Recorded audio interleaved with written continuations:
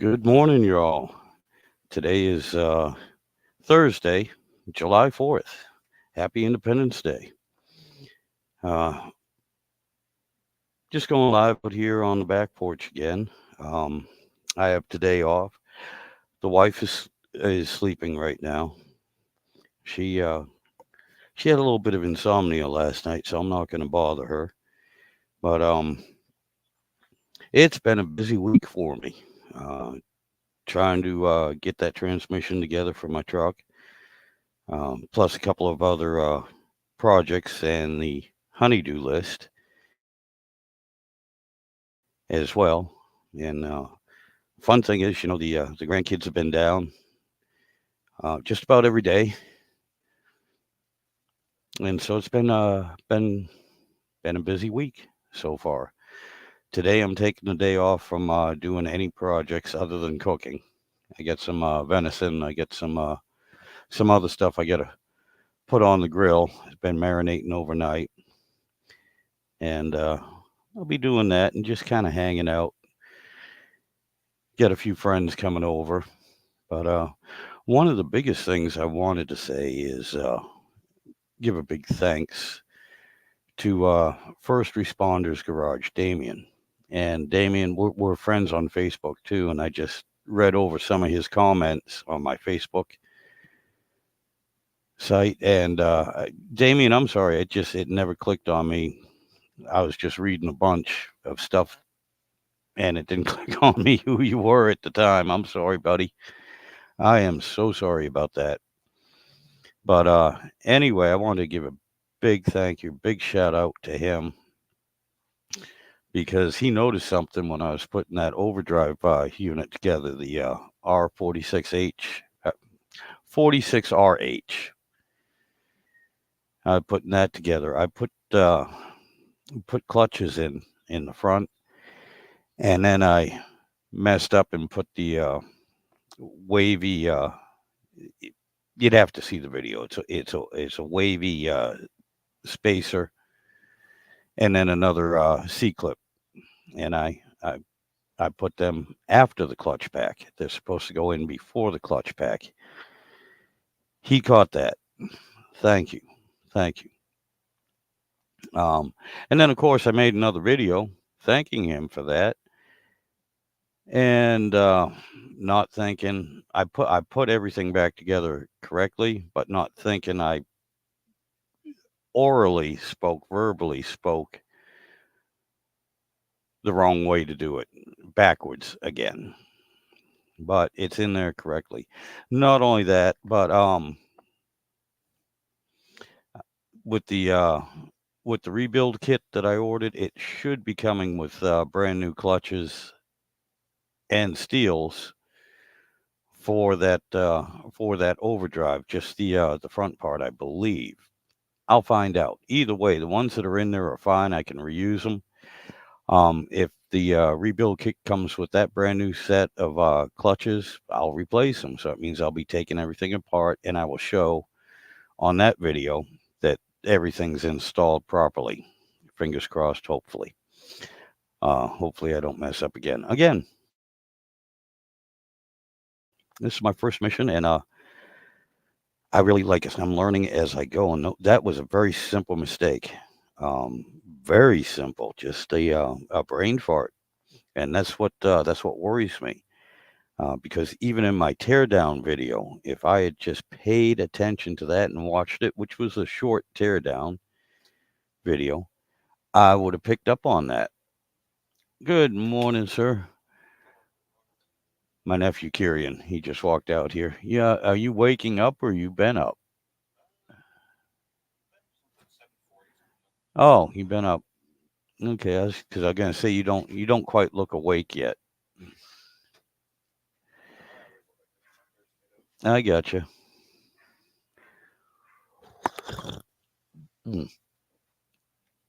But anyway, as I was saying, yeah, all I had to do is watch my teardown video, and I would have caught it. I didn't.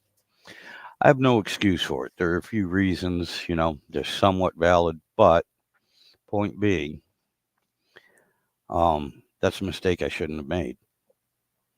Pay attention. Pay attention to detail. And I will, oh, trust me, with that in my mind now, I will definitely be a bit more anal about what I'm doing. Um, so it's probably a good lesson for me. It's gonna get my mind to focus and not take my memory for granted. I'm not gonna rely on that. I will check step by step the way other people have torn them down and the way things come out, the way they say it should go back in, and my own videos. Um, that way, I don't think anyone's ever been in this transmission, but if somebody has and something was a little off, maybe I'll catch it. But the biggest thing is I'm just trying. I'm just trying my best. Um, anyway, that's the biggest thing. I really wanted to give a shout out to First Responder Garage, Damien. Thank you for catching that mistake. Thank you. Um, it's my daily driver. This isn't a toy or a race car or anything that I'm playing around with. And I want to get it done. Right now, I'm waiting on parts, and again, today's a holiday, 4th of July, so I'm taking the day off. I'm gonna just relax, get everything off my mind, let my mind clear. Now, have at it again when the parts arrive, which they are supposed to be here tomorrow. That doesn't mean they will be, but whenever they get here, I'll go back to reassembling the transmission now that I have the overdrive straight.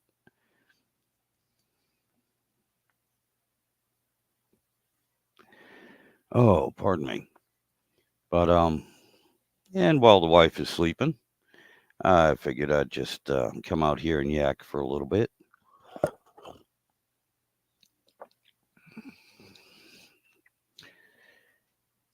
And I hope everyone has a good 4th of July. I hope everyone has a safe 4th of July. Enjoy yourselves. Hope you have the long weekend too. That would be nice. I'm off until Tuesday, so like I said, just been running around doing a bunch of little projects and everything, trying to stay out of trouble. The wife is off this week too, so yeah, I'm not always unsupervised. But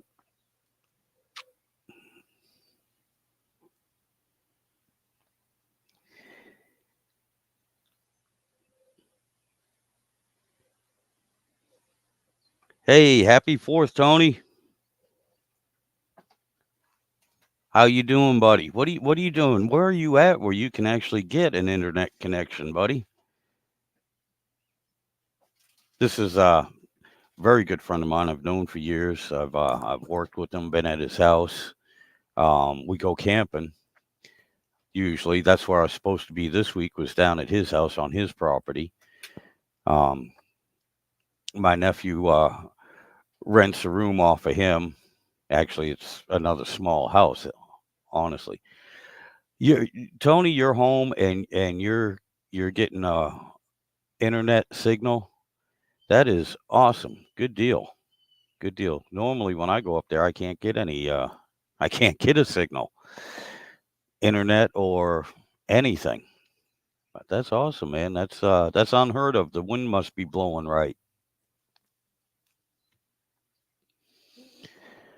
I'm glad you popped in. Oh, you always do. Well, hey, just rub it in, buddy. Rub it in. I never do. But it's good to see you, Tony. How you feeling, buddy? How you doing? I heard I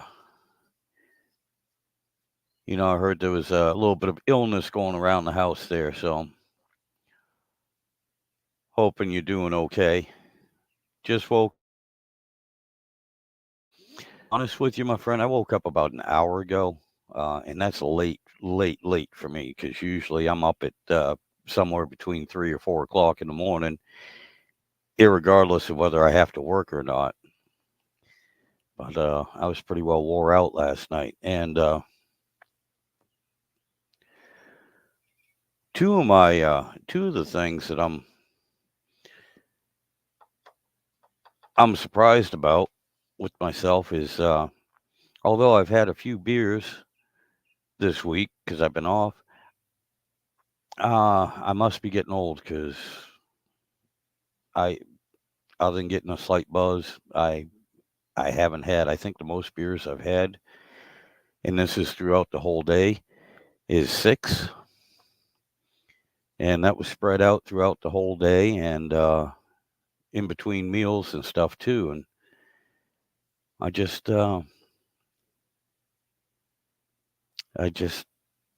haven't even really caught much of a buzz. That's unusual for me, so I must be getting old. Hey, first responder, happy 4th, buddy. Thank you for popping on. Like I said, I owe you big time. Thank you for catching that. And again, on the other video I made thanking you and giving you all the credit for catching my mistake, I know when I put those rings in, I said that I put the wavy ring in first and then the other ring in second. That's what I said, but what I actually did, because honestly, I went back and I tore it apart and just to double check myself. And no, I put them in the right way. I put them in the right way. And again, I was saying earlier, the clutch, the rebuild kit that I got, master rebuild kit I got, I think it comes with brand new, those brand new clutch packs for that part. I'm not 100% sure. Maybe through experience you might know, but irregardless, I don't need to put them in, but I will if they're brand new. Why not? You know what I mean? And that way, there, I will again show that everything, thanks to you, was put back correctly. Um, And again, too, I'm sorry on Facebook. I just brain fart, didn't recognize who you were at that time, man. I am so sorry. But I appreciate you showing up. I appreciate your help. And I don't know if I'm just background noise for you because you're busy, but thank you for showing up. Again, just like on Bear Rose Garage at the top, if you want to pop in, hit the link. Tony, if you want to pop in, hit the link. Putting together your overdrive pack today. All right, awesome, man. Yeah. In case you're wondering, I'm most likely I'm gonna watch that. I'm assuming you're gonna video it.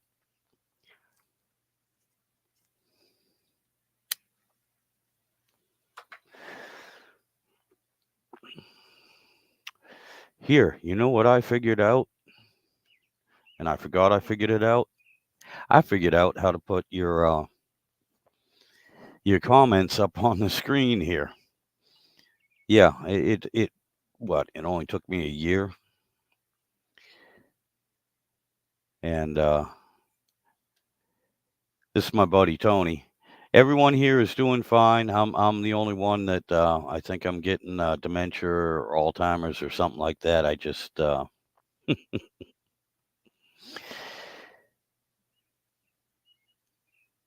oh, hey, another first responder, Damien. You learned that there's bushing in the direct pack because of me. Yeah, not a problem, buddy. Like I said, I had no idea. It's my first time ever taking one apart to this extreme. Um, like I said, I've swapped transmissions. You know, of course, I've done oil filters. I've even pulled out a valve body and literally uh, pulled one out and put another one back in. I've changed the ratchet gear for the Pernundle. You know, park, reverse, neutral, drive, low. I've done that before on a valve body because it got broke. But other than tearing this thing apart like I have? No, never done it. Never done it. And again, like I said, it's just simple little things like that, not paying attention. But I'm glad you saw something there that you even learned. That's awesome. That is awesome. Makes me feel good. And yeah, I'm just waiting on the parts now. They should be here Friday. Oh, okay. Yeah, I'm definitely putting this comment up. It feeds my ego. I'm doing really good. Thank you. That coming from somebody that knows as much as you do about the transmissions, both those things, that means a lot to me. Thank you. Thank you. And because I have watched, well, you saw a comment. I watched your live stream when you were doing that transmission and everything.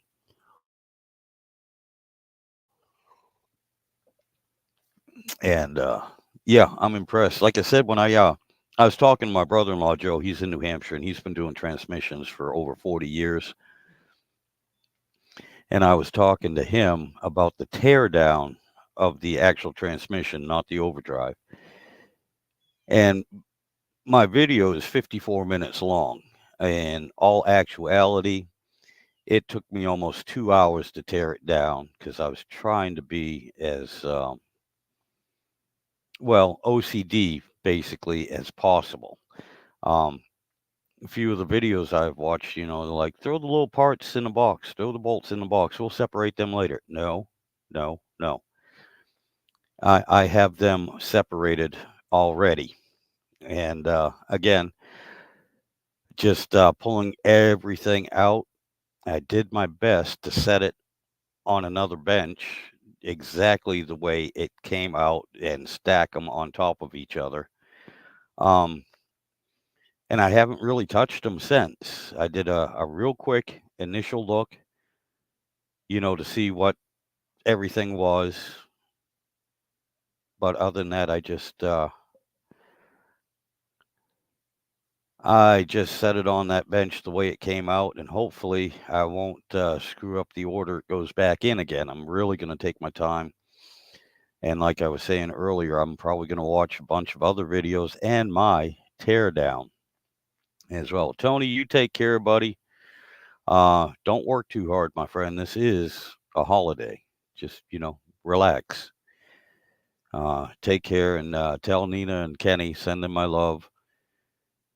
Tell them I'm thinking about them. But anyway, yeah, thank you, Damien. Again, I wasn't kidding, man. I don't know if you drink beer or anything. Let me know. I will. I will send you, even if I have to uh, borrow a truck from work, one of the semis, and just throw a case of beer in the back of it and bring it down to you, my friend.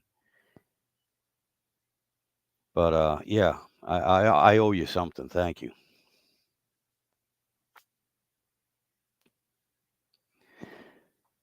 But I'm looking forward to, believe it or not, I'm looking forward with some trepidation of getting this thing back together and seeing, hopefully it'll work. Again, I would love to be able to get that new engine in there too, but I'm running out of time. I need my truck by at least if not next week,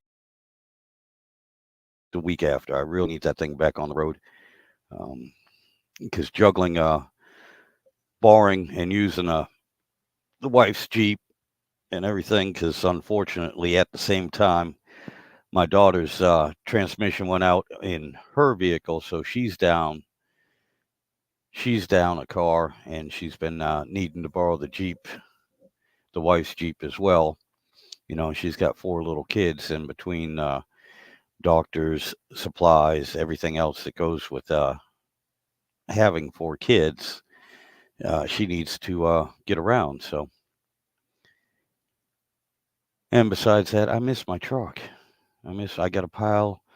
I got a pile of junk out here. It needs to go to the dump on Monday.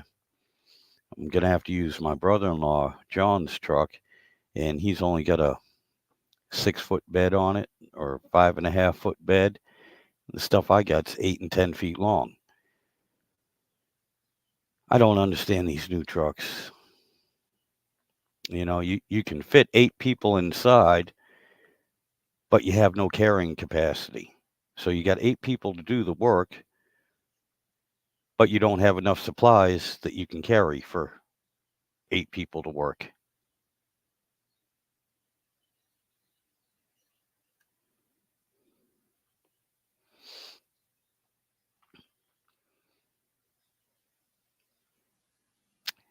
This is true. Most of the time, people that know less learn more about what they're working. And you know, I've said this so many times before. I have also the best way for me to learn is hands-on, and I've learned more from making mistakes than I ever have by doing it right the first time. If this went together perfectly, absolutely no questions, no mistakes, no doubts, and it just boom slides right in together. If I ever have to do it again, I really won't remember what to look for, what to watch out for, what to pay attention to.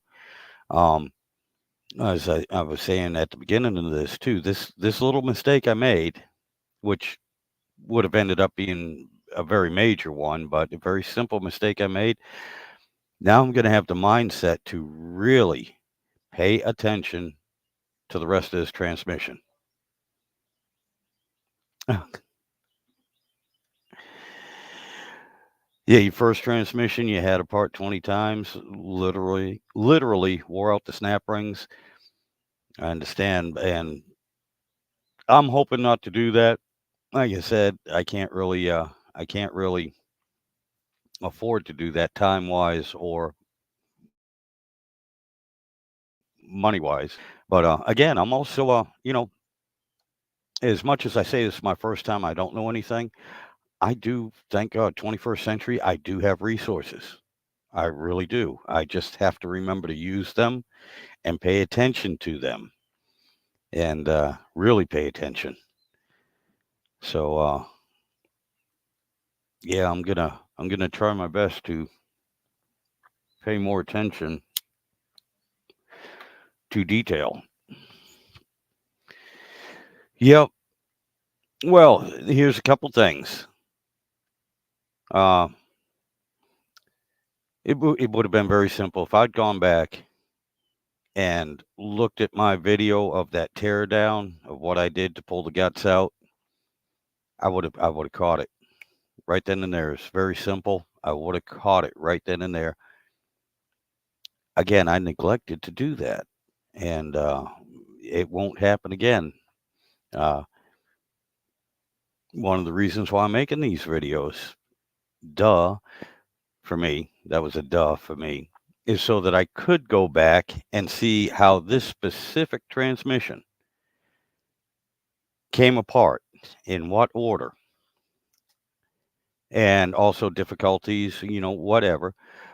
Two reasons. One, it's this specific transmission. I don't think anyone's ever been in it before.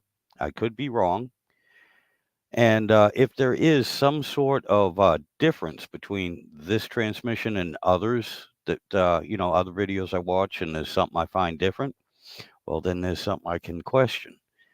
Um, Either theirs was wrong or mine was wrong or just plain different.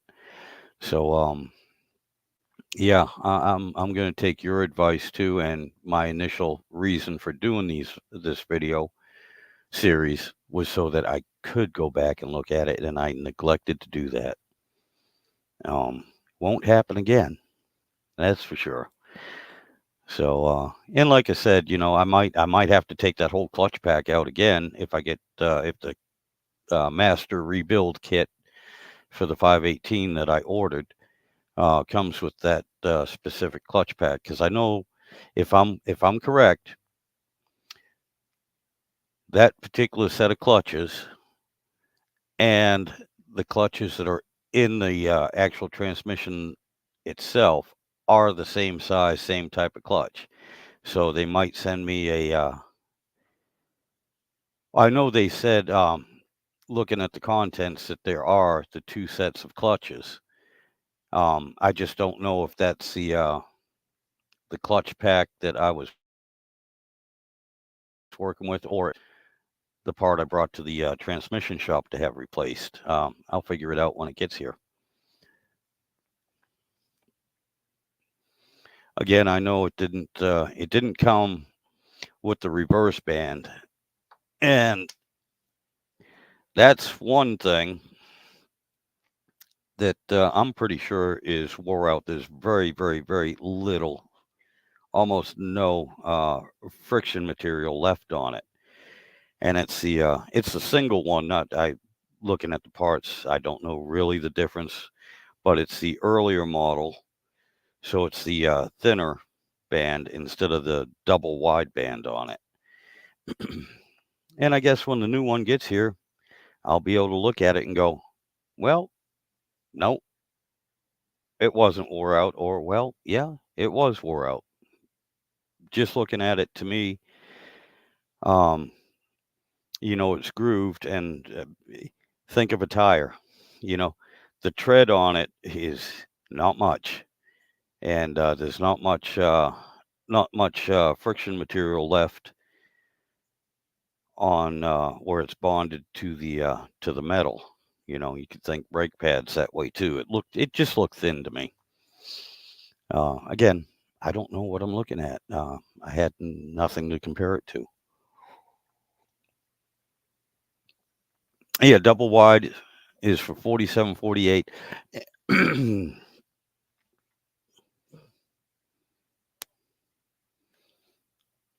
Okay, yeah.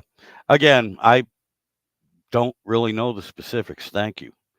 Um, I just know what I had, and what I'm basically putting back in.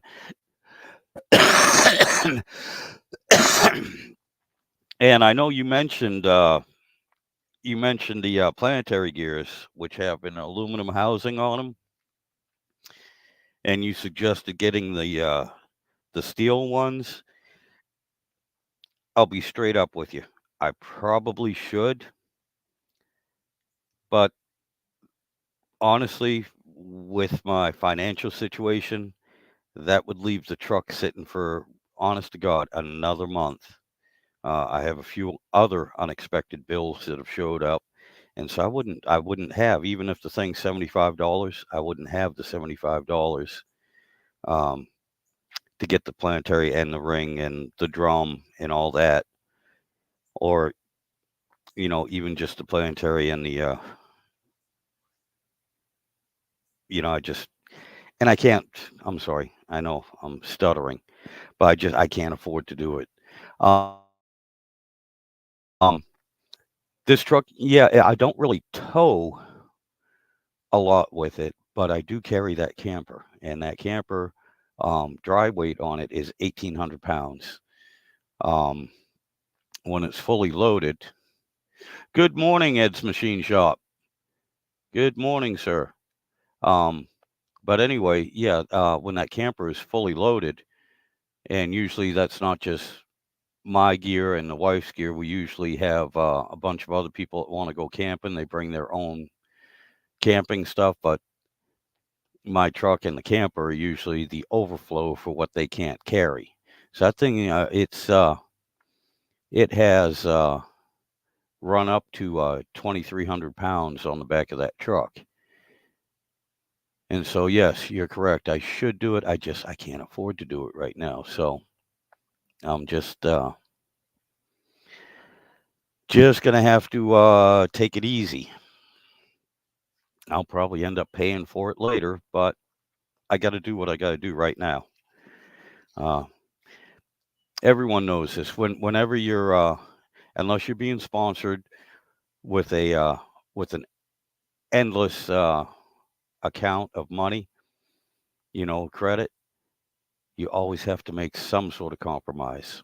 Um, Instead of getting the top of the line part, you get the mid grade.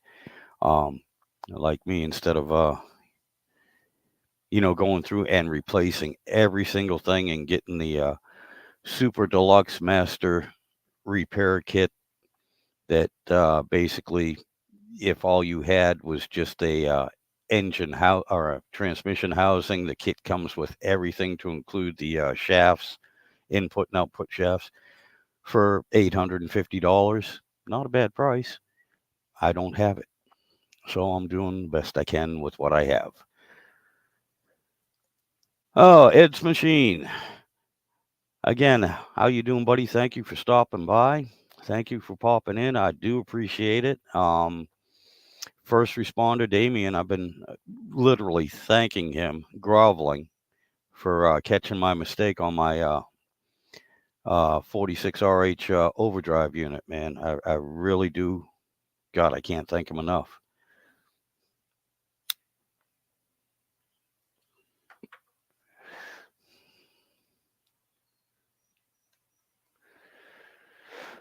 I use tractor transmission fluid in my trans, half the price. Lucas Universal Transmission Fluid and 2 bottles of Lubigard in race trans. It's $5. Okay, $5 a gallon.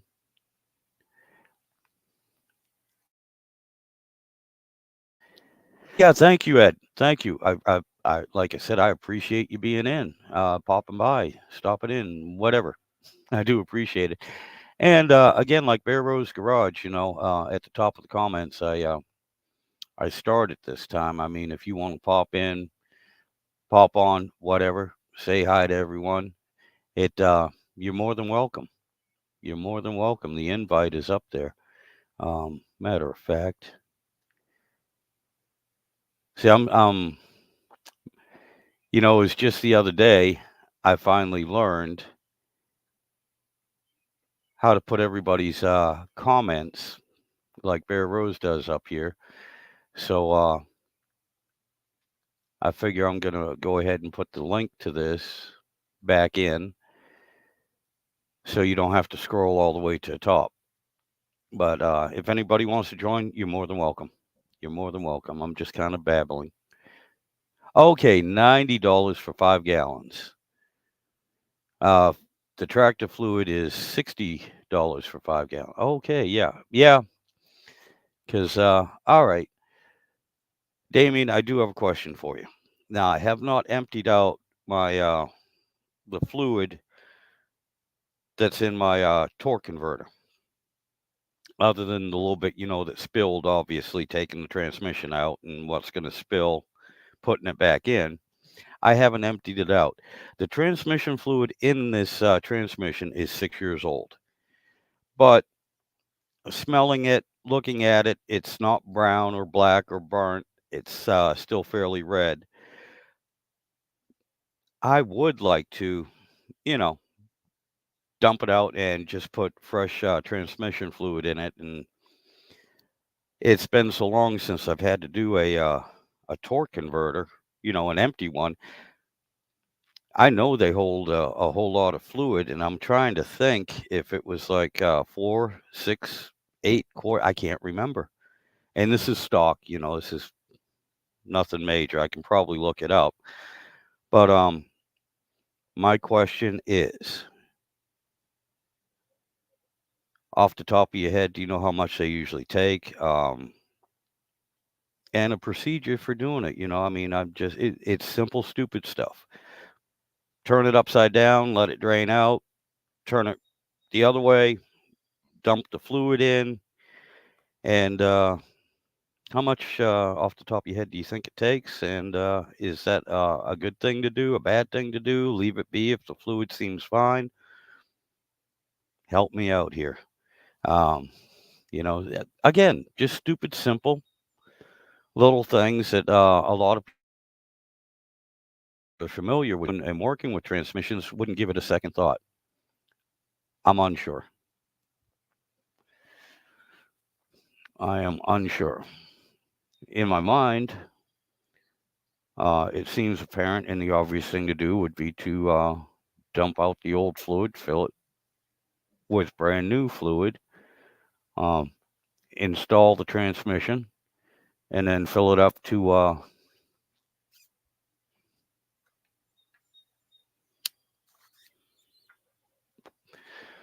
the proper level, throw it in neutral, run it through the gears, check it, and make sure everything's good.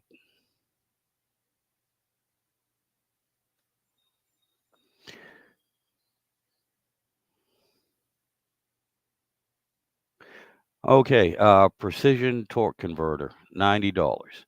The Dodge converter should never be especially Dodge. Okay, again, you're kind of losing me on what you meant by this.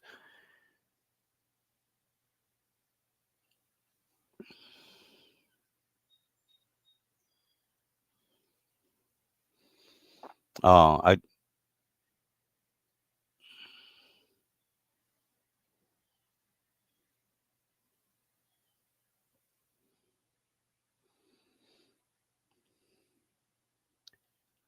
alrighty.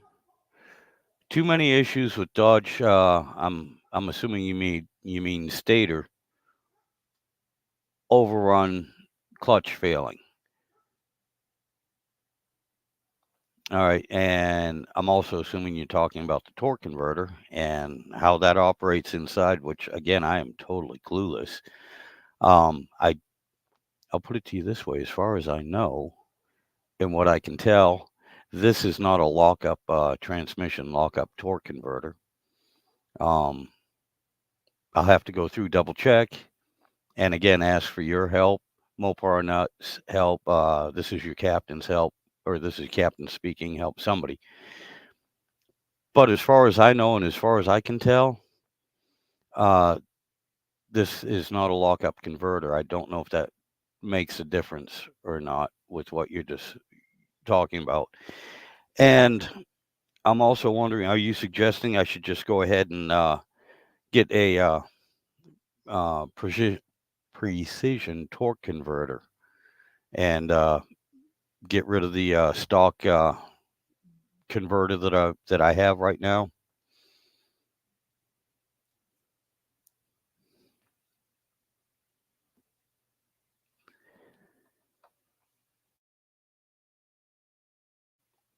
And I really don't want to. I really don't want to pull this transmission out again unless I absolutely have to. But I'm trying to avoid that.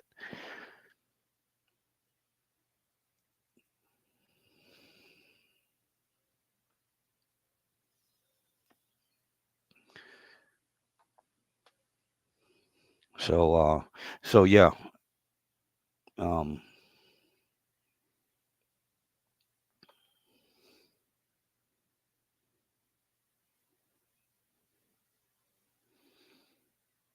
okay, stator and all torque converters uh, have the overrun clutch bearing. Okay, cool.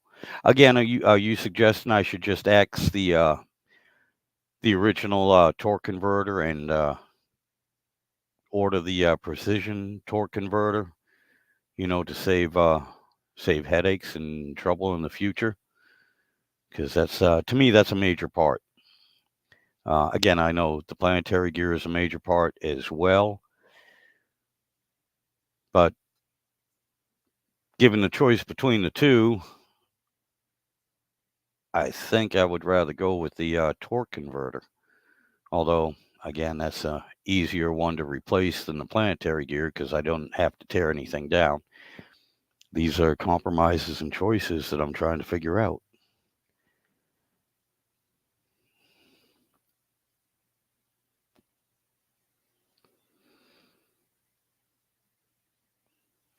It's Hey, Ed. All right, buddy. You take care. Thank you for stopping by, my friend. I really appreciate it. You have yourself a good holiday. Enjoy yourself. Have fun. Have fun. You take care, my friend. Thank you again for stopping by.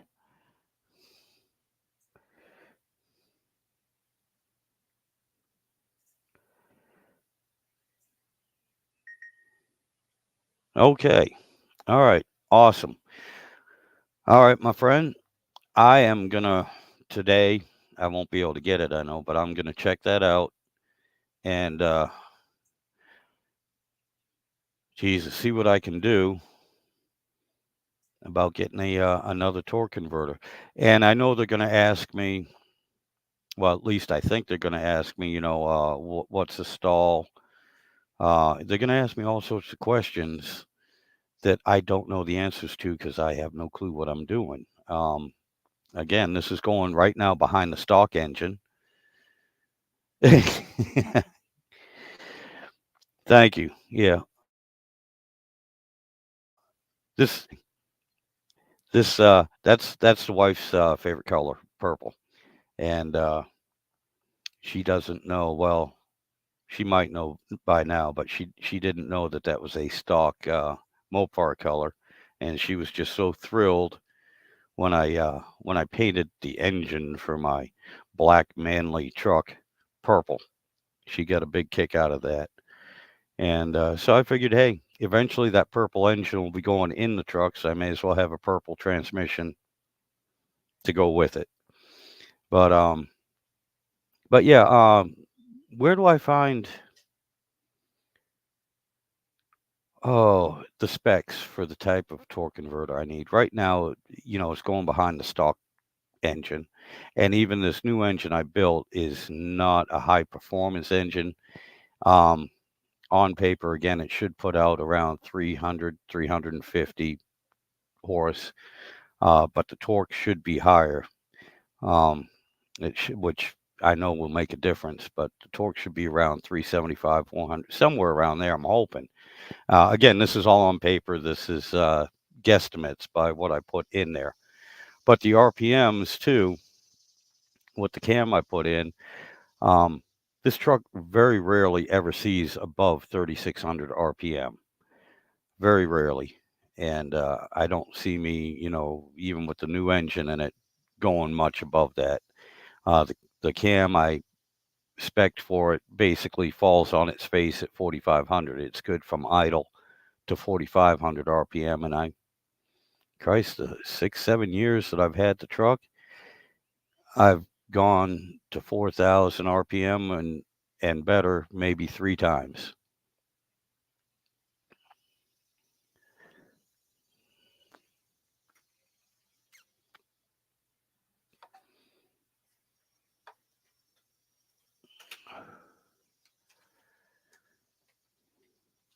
Okay, don't get total transmission Chicago torque converter. Excuse me, they charged you for the billet and furnace braze with roller trust. I didn't get that, and it blew up, taking out the front half of my transmission. Yeah, I would like to avoid that.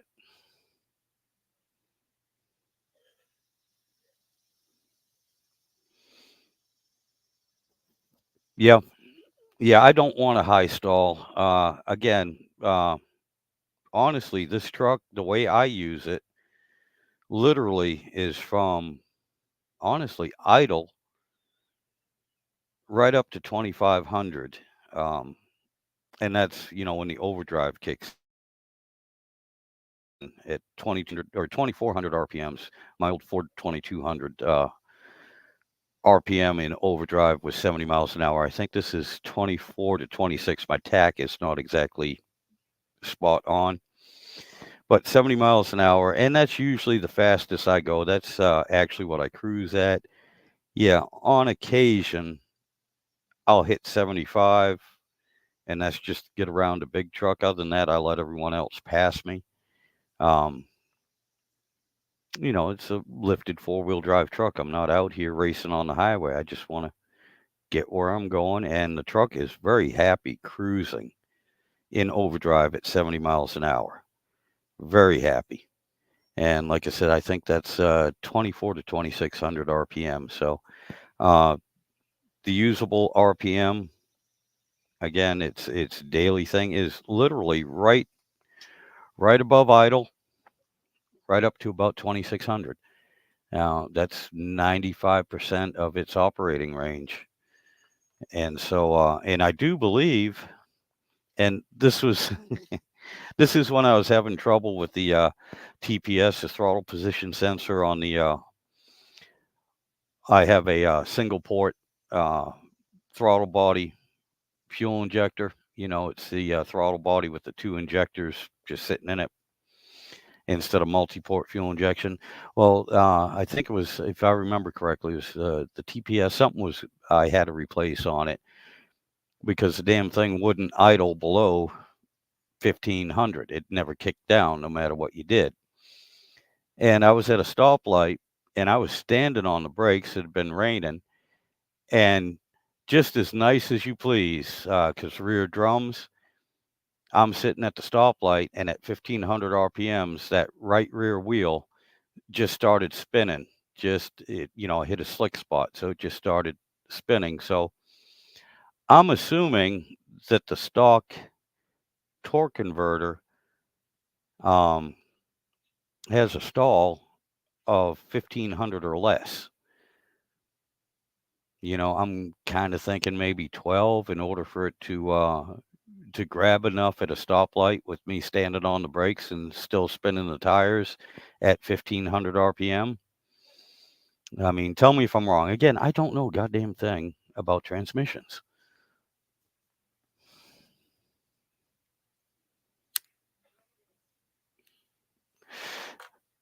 And to be honest with you, that's kind of what I want. I have no desire to sit at a stoplight and have to rev the thing to 3000 RPM in order to get going. I don't mind standing on the brakes a little bit at a stoplight to hold it back.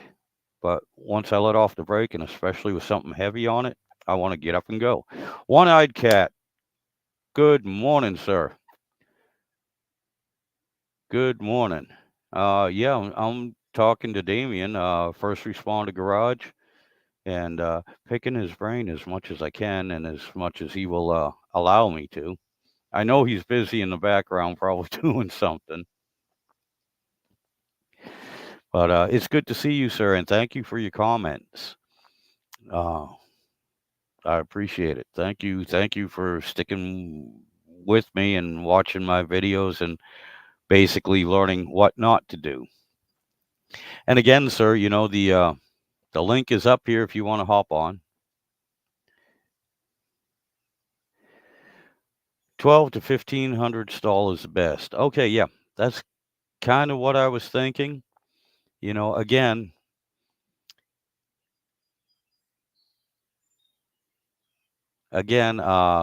speaking to a lot of my friends, especially, oh, here we go, one-eyed cat. Um, speaking, speaking to some of my friends that are used to building race cars and everything. Um, Again, that was a whole conversation I had with them when I was building that engine. Is that, guys? I'm not building a high RPM, high horsepower engine. I'm doing exactly the opposite. And so I had to explain a lot of my choices. Same thing when they were asking if I was going to rebuild the transmission. This is before it broke on me. And at that time, I was hoping to save up the money and have somebody else do it for me, but that didn't work out. And we were talking about torque converters. And I was trying to explain to them, no, I don't want a high stall. And, for that reason, it's a truck. I need the low RPM torque. I don't want to blow out the transmission. I don't want to twist the drive shaft. Trust me, I've done that on the big trucks on the diesels. I've turned that damn thing into a piece of twisty bread. But I'm trying to avoid that too. That's why I'm not so sure about.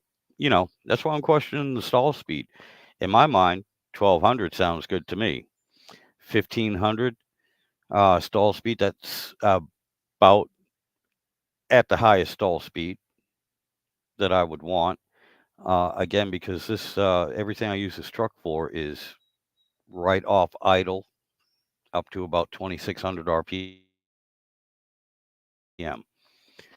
And yeah, again, one-eyed cat. Yeah, I've been singing Damien's praises for the last yesterday and today. Yeah, that was awesome.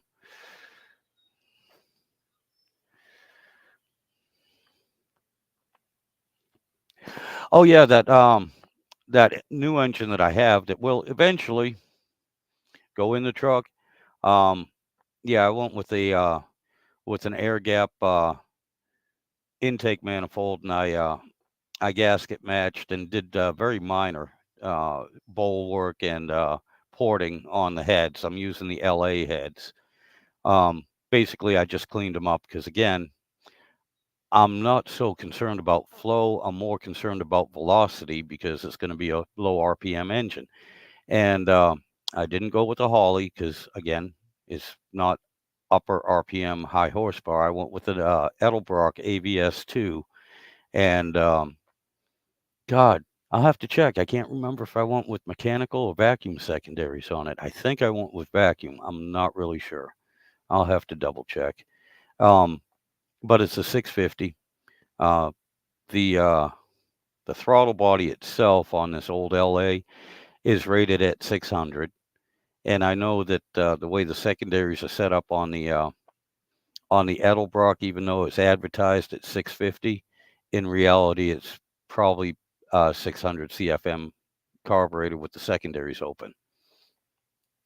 So, and the ignition, oh, what did I go? I went with a for a distributor because this one, the distributor, stock distributor, is all controlled by the OBD, by the brain box, OBD1, ODB1 brain box, and I'm trying to get rid of that whole thing, um, which will bring me back to transmission and a modification you can make so that you don't have to worry about the computer controlling the overdrive on it, especially with the hydraulic. But anyway, uh, the distributor I went with is Dragonfire, and I don't know if it's good or not, but it seems like it's a very simple setup, and it does not need the computer. It's vacuum advanced, and you can set it yourself, and you can change the weights, change the springs in it too. Um, and also, it doesn't rely on a ballast resistor or anything external. It's almost set up like a, I hate to say it, but GM HDI distributor, but it's not this big. It's the size of a regular distributor because the coil's not in it. And it doesn't. It tells you it came with the coil itself, and I'll have to check and see if it's a resistor coil. I think it is, but it has all the specs. I kept the paperwork, but that's what I'm doing. Basically, I want to make sure this engine will run on its own outside the truck, with just basically a battery and fuel hooked to it. That way, there, when I put it in the truck, if it doesn't want to start or run, I know it's nothing wrong with the engine. It's the wiring in the truck, and that I can figure out.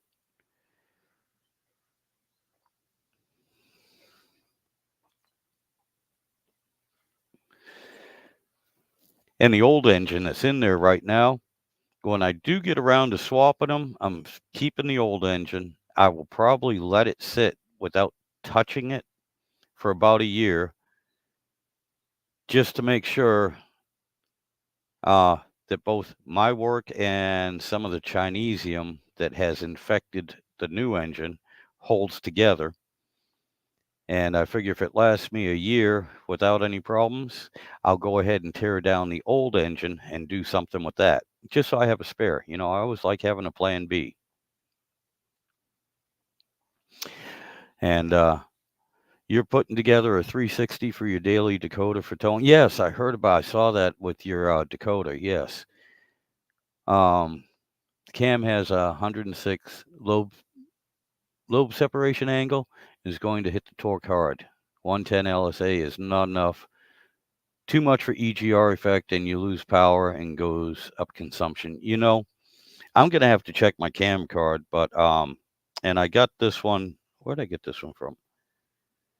I had called 3 different cam manufacturers, telling them what I wanted out of the engine, what I was doing with it, its purpose, and everything. And I do believe it's CompCam. I think I get it from CompCam. I'll have to double check.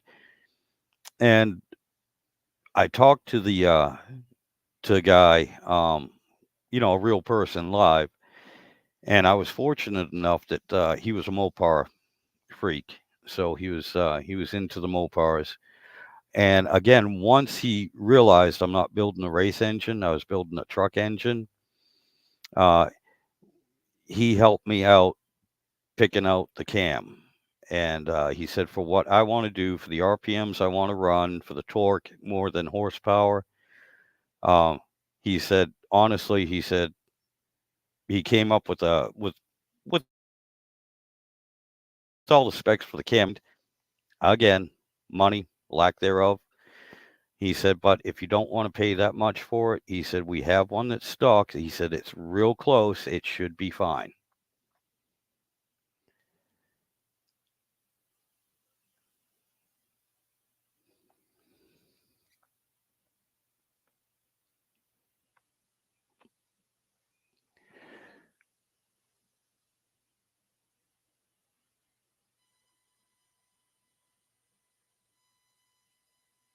Okay, I got you. I'm sorry, I'm not going to read that. I'm already having trouble talking. Too much coffee. Yes, sir. Here, right here. Yes, you should do a tech live. Yes, sir. Yeah, okay. Shane is wrong. Hey, that is fine. That's another thing that was a learning curve towards me. I've always replaced. I have assembled engines, and there's a difference between assembling them and building them. There was a learning curve for me, trying to spec out the engine, get the parts myself, and build it uh, basically from the block up. Now, I've assembled engines from the block up, not just car engines, motorcycles especially. Like I said, I've done so many of those, and airplane engines too. Um, opposed four cylinders, opposed six cylinders, radial, um, all the way up to you know, Chrysler 28 cylinder radial engine R4360. I've rebuilt those, well, reassembled them, assembled, tore them down, and assembled them. But specking them out, this was my first time, and especially with the cams, that's why I needed help trying to figure out uh, what everything I have a decent understanding, but to actually spec it out and put it for a certain application on my own, I needed help with that.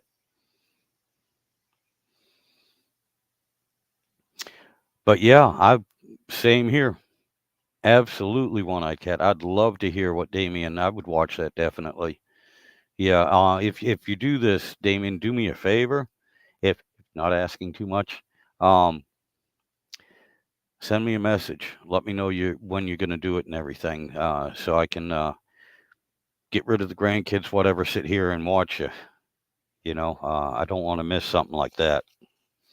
Uh, it would be very insightful. You know how YouTube is. Philip the Third has been mentioning this too, and he's been following me, and he tries to pop in on my live streams. And even when I put out a notice today, I didn't. But even when I put out a notice, he doesn't get notified um, for a lot of the stuff I do. It's just the algorithm, I guess.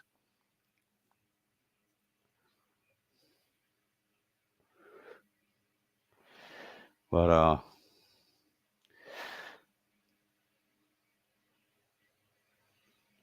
ooh, yeah, I'm with you on this one. I guarantee if you ask why rods stretch at high RPM, Shane will say because of force of rotation. Yeah, no, I don't see that. You know, I I understand. Yeah, yeah. Damien, I mean, you are awesome, buddy. You should do some stuff like that, even if it's not live. or if you want to go live, do a short video and then do a live stream to follow up on the video. And that way there you can have real-time questions and answers, wait a couple days, see what the comments say, and then you can address that live. Uh, that would be my suggestion. But then again, I don't have a big YouTube channel, so half the time I don't know what I'm doing. Just such is life. That's basically the way I live life. I don't know a whole lot, and I just kind of blunder through it, do the best I can, and hope everything works out right. And it's a 50-50 shot.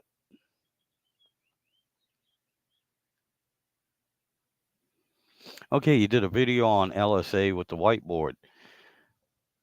Awesome. I have to go through, I'm sorry, Damien, I have got to go through and check out all your videos and stuff. Again, I've said it before, life gets in the way. Sometimes I don't catch everything. But I do try to catch your new ones when I get notified, and I've seen a few of your live streams here lately too, and it's I mean, hell, I remember I remember you saying a few times on some of your live streams when you're driving around, you're just saying like, well, Sidewinder does this, he just does a live stream and starts babbling, so I'm going to try it, and it is interesting, and thank you again for that shout out. That was cool. But yeah, my God, I've I'm sorry, man. I'm singing your praises, and no, I'm not brown nosing. I gotta stop. But awesome, buddy. You know.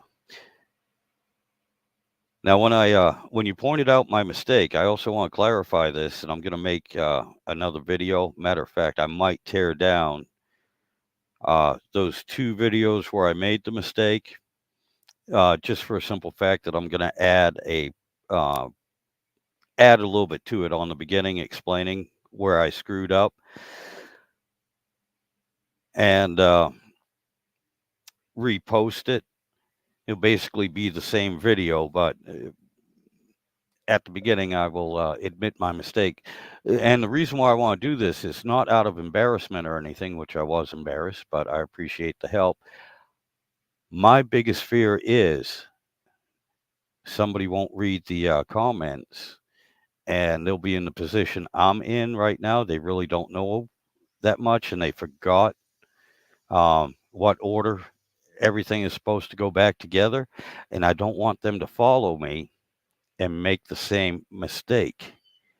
Um, and I really don't trust a lot of people either to watch the follow up video, which again, I screwed up verbally on that and reversed the orders of the wavy spacer and the clip. I actually put them in right. Again, like I said, I went back and checked.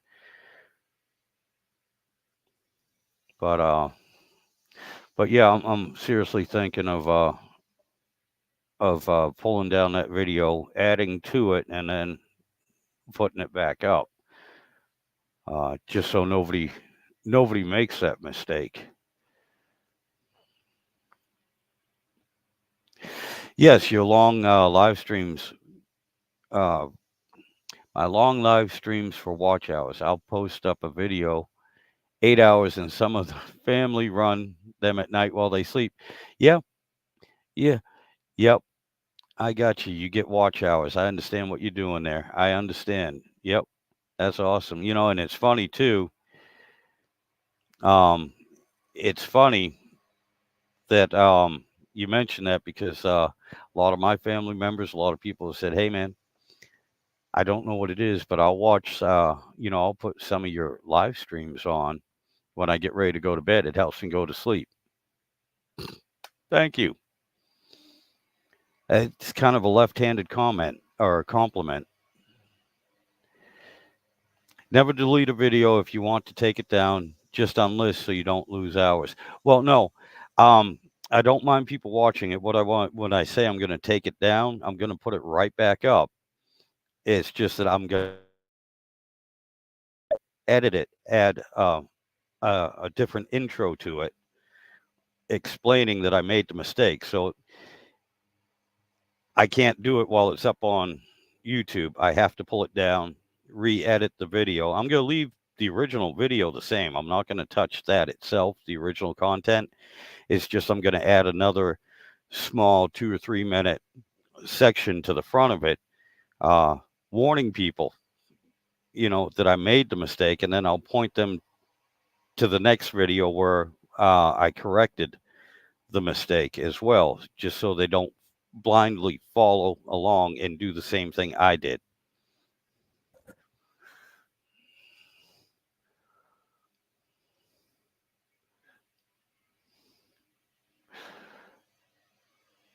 Oh, thank you. That's awesome, man. I appreciate that.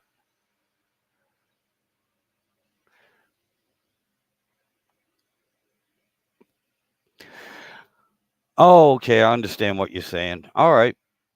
I understand.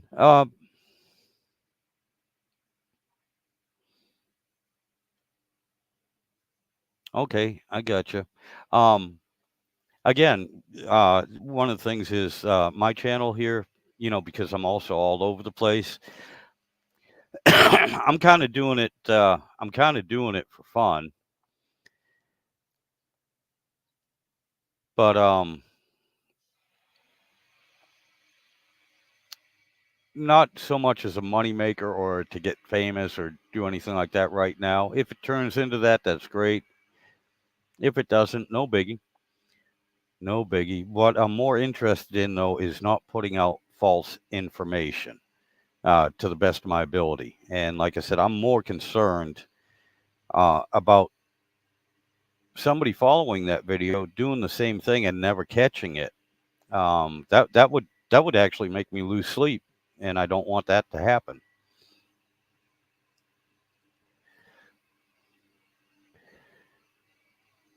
All right, buddy. Damien, I understand you have to put the phone away. You still listen. All right, I'll try not to ask you any more questions. Oh, one-eyed cat. You never know. You can never tell. It might. It may. Like I said, I don't expect mine to either. It's not that is not my goal. That is not my goal. I do this as a hobby. It's one of the reasons why I'm still just mostly recording all my videos off my phone. And I know I'm sorry about the neighbor mowing his lawn. Um, he should be done in about 2 hours. So,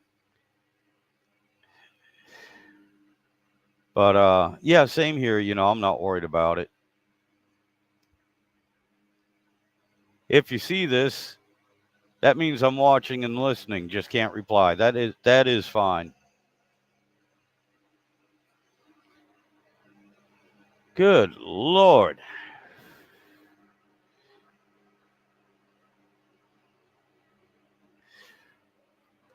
Yeah. I think he's using. Sounds like he's using his big mower, which is roughly, something that you should use if you have 4 or 5 acres, not a quarter of an acre, and something I would expect to see on a farm.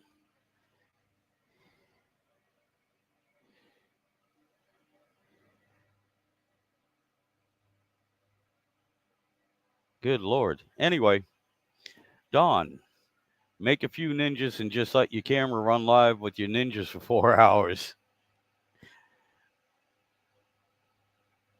Oh, for 4,000 hours. 10 ninja makes time fly. Yeah, I got you. Yeah, that would be cool. And again, one-eyed cat. If you and your cat want to hop on, pop in, say hi, whatever. You're more than welcome to.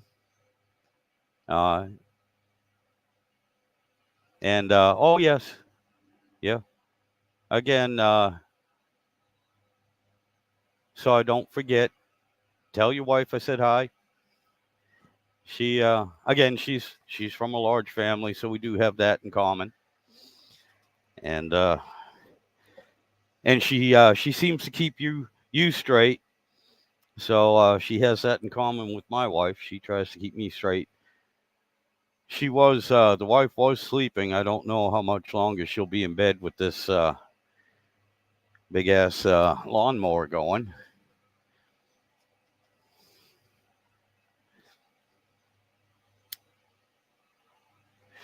But all right, so this here, Damien, this means you're listening but can't reply. I gotcha. I gotcha. And yeah, I'll yak for a little bit longer. Um, I don't know what anyone's got planned for the 4th. Well, I know what Damien has planned. He's doing his overdrive, and I'll be watching that later when he has it posted. Assuming that he's documenting it, videoing it. Today I'm taking a break on pretty much all projects. Yeah. Here's some more advice from Damien. Last thing, never have your ninjas sub to your channel. There you go. But yeah, today we're just in a little while, I guess, when everybody gets up and moving around. We're just gonna have a few people over, hang out, probably hop in the pool. Again, I'm not. I'm gonna do as little as possible as far as projects go. I'm just gonna relax, and I got some. I got some venison that I have marinating since last night in the fridge. I'll be putting that on the grill, cooking that up, and we have some. We have a couple racks of I think the pork rib and beef rib that we'll be putting out on the grill, of course, along with the obligatory hot dogs for the grandkids, some hamburger and corn on the cob, potato salad. A few little things to fill the belly and keep everyone happy. And it's supposed to be a pretty decent day today, as far as low humidity, decent amount of heat, good enough so that the pool should feel refreshing instead of like hopping into a hot tub and then stepping out into a sauna. That's the way it's been for a couple days. It all you felt was wet. You didn't feel refreshed, whether you were in the pool or out. To me, and so I didn't enjoy that at all. But today's supposed to be pretty decent. Yeah. Hot dogs are awesome. Yeah, they're easy to do, and my grandkids, they'll eat them right out of the package. It's basically bologna anyway.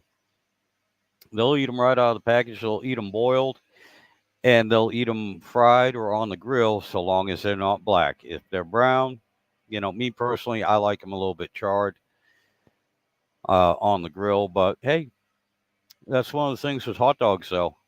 Uh, Especially with the grandkids, I don't usually have any leftovers. Yeah, I've caught a couple. I've seen them a couple times. When I thought I had 6 or 8 left over because I'll cook up, 20 hot dogs or so. And I've seen them walking out the door. They only live 4 houses down.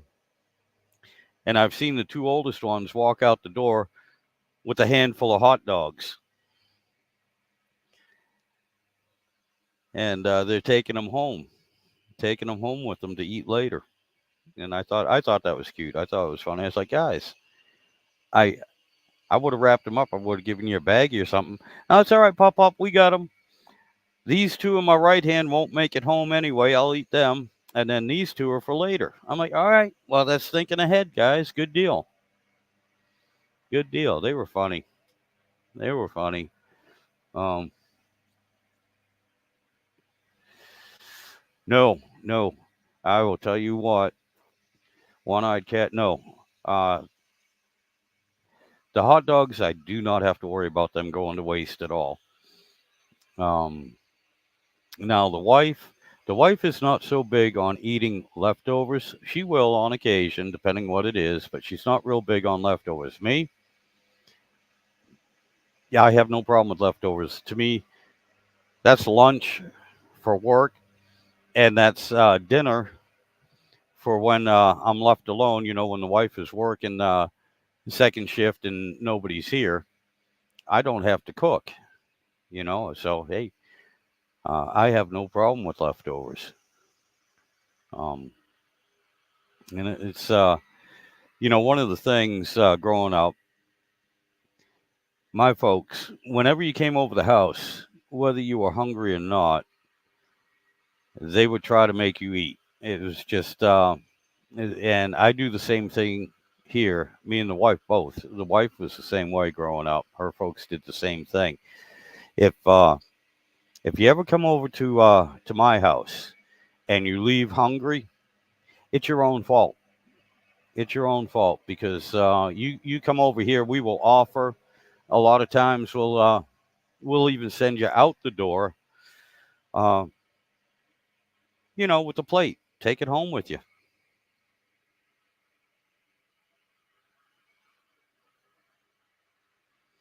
Oh yeah, yep. I understand that. Yep, yep. There's been a few times.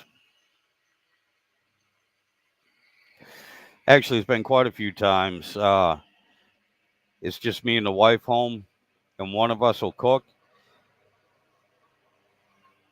And about halfway through it, yeah, I'm getting ready. I was getting ready to say that. About halfway, just for me and the wife, we're sitting here looking at it and going, why did we cook 8 pork chops? There's only two of us. Well, that's the way a lot of our stuff is packaged too. It's for more than two people. But just out of habit, yeah, we'll make a full meal that will last the two of us 3 days. And it's just out of force of habit now, So, matter of fact, we did that the other day, and we had a buddy of mine, Doogie. I've mentioned him several times. He came over to do some welding for me, and that's related to the transmission as well. Some of the supports that were on the truck itself were cracked and broken, so he welded them up for me. And he'd been working all day, and then he came over here, and he's like, God, I don't feel like going home to cook. He goes, I'm getting a little hungry. I was like, Doogie, yeah, we made 16 pork chops for 3 people the other day out of habit. So, yeah, I made him a nice plate to go, you know, uh, potato salad and everything. And again, guys, I am sorry about the mower. Um, Good Lord. Again, he's using the big one, so hopefully it won't be too long.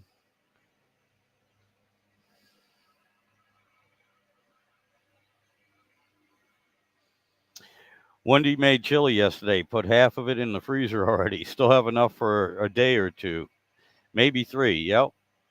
Well, that's a good thing, though. Chili stays. It's good. Okay, y'all can't hear the mower. That's a good thing because even though I'm deaf in this ear, partially deaf, mostly deaf, I can definitely hear it.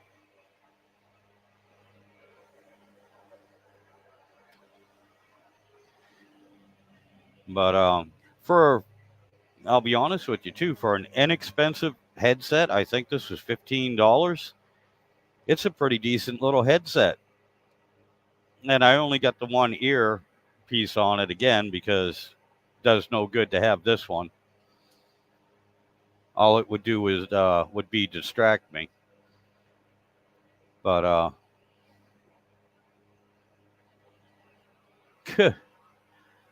And you all can't hear that? That's amazing. That is amazing. I can barely hear myself talk.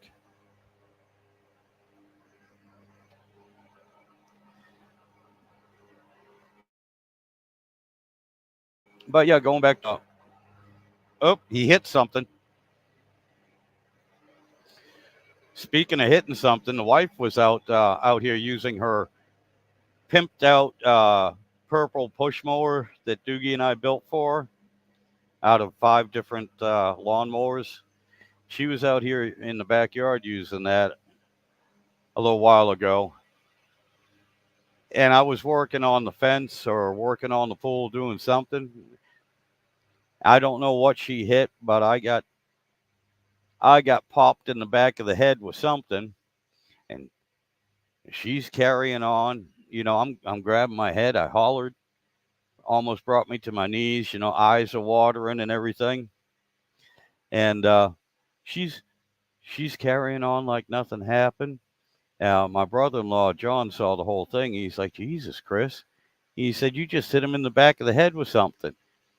And she turns, she looks at me, she goes, "Oh, I did. Oh, I'm so sorry," with a big ass smirk on her face. So I'm kind of wondering if it was an accident or not. You know, trying to figure that out.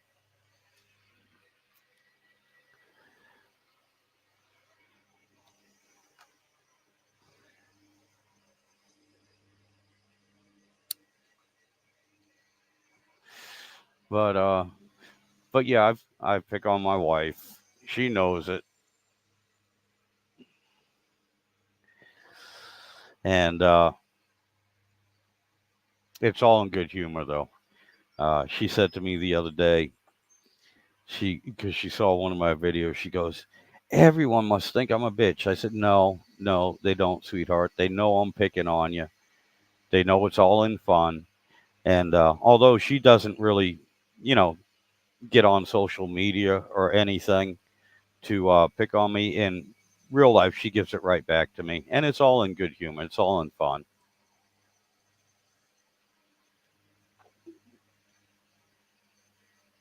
Oh yeah, yeah. It's always an ooh moment when a neighbor whacks something with the mower. Oh yeah,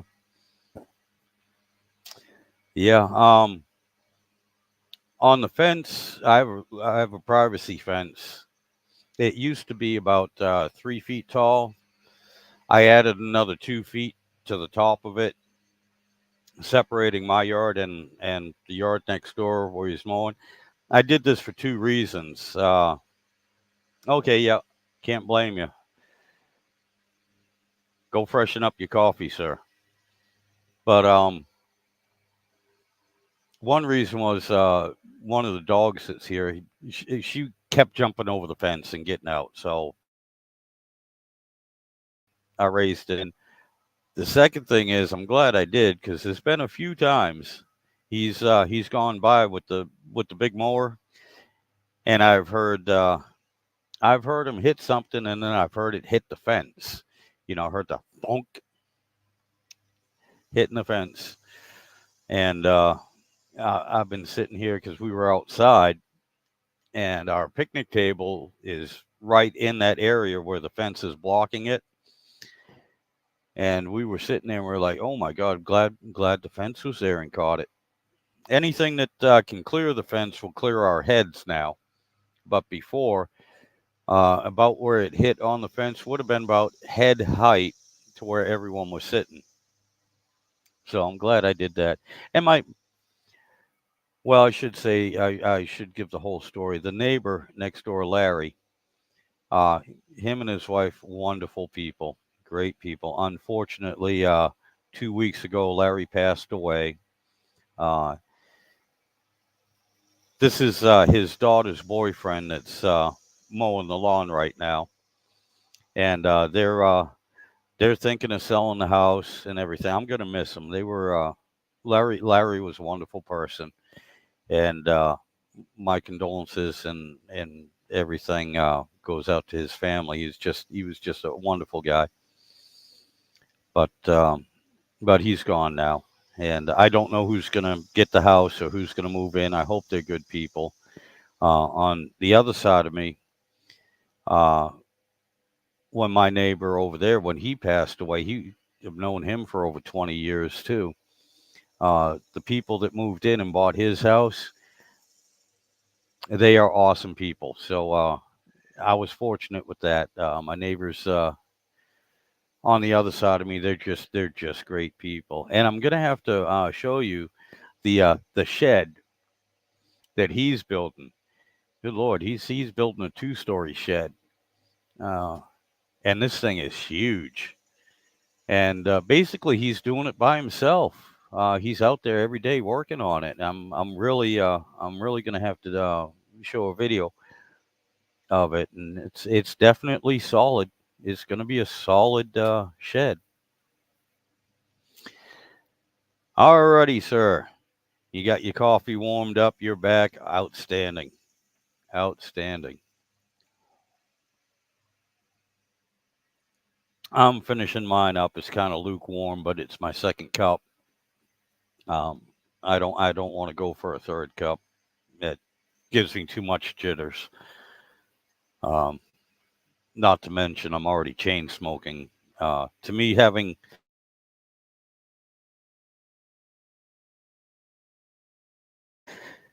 coffee and cigarettes to me go together. Without a cigarette is kind of like having sex by yourself. It's okay, but there's just something missing.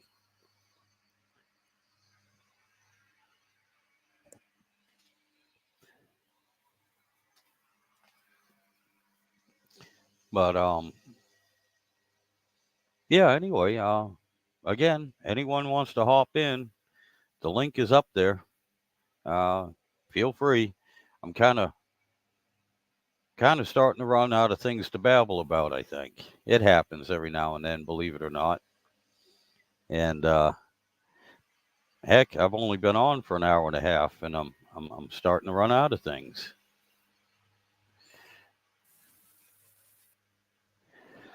Alrighty, one-eyed cat looked at the jungle going out back. I'm gonna have a bunch to do when you get on it. Yep, I understand. There we go, sir. Yeah, there I am. There you are, my friend. Thank you for hopping on. Like I said, I'm struggling now. The brain is starting to Yeah, be empty. it's sometimes I don't feel like, and it's like I don't feel like texting either. So Yep. that's why I started getting on lives. Is I ain't got to fight the cat for the keyboard. Ah, I understand.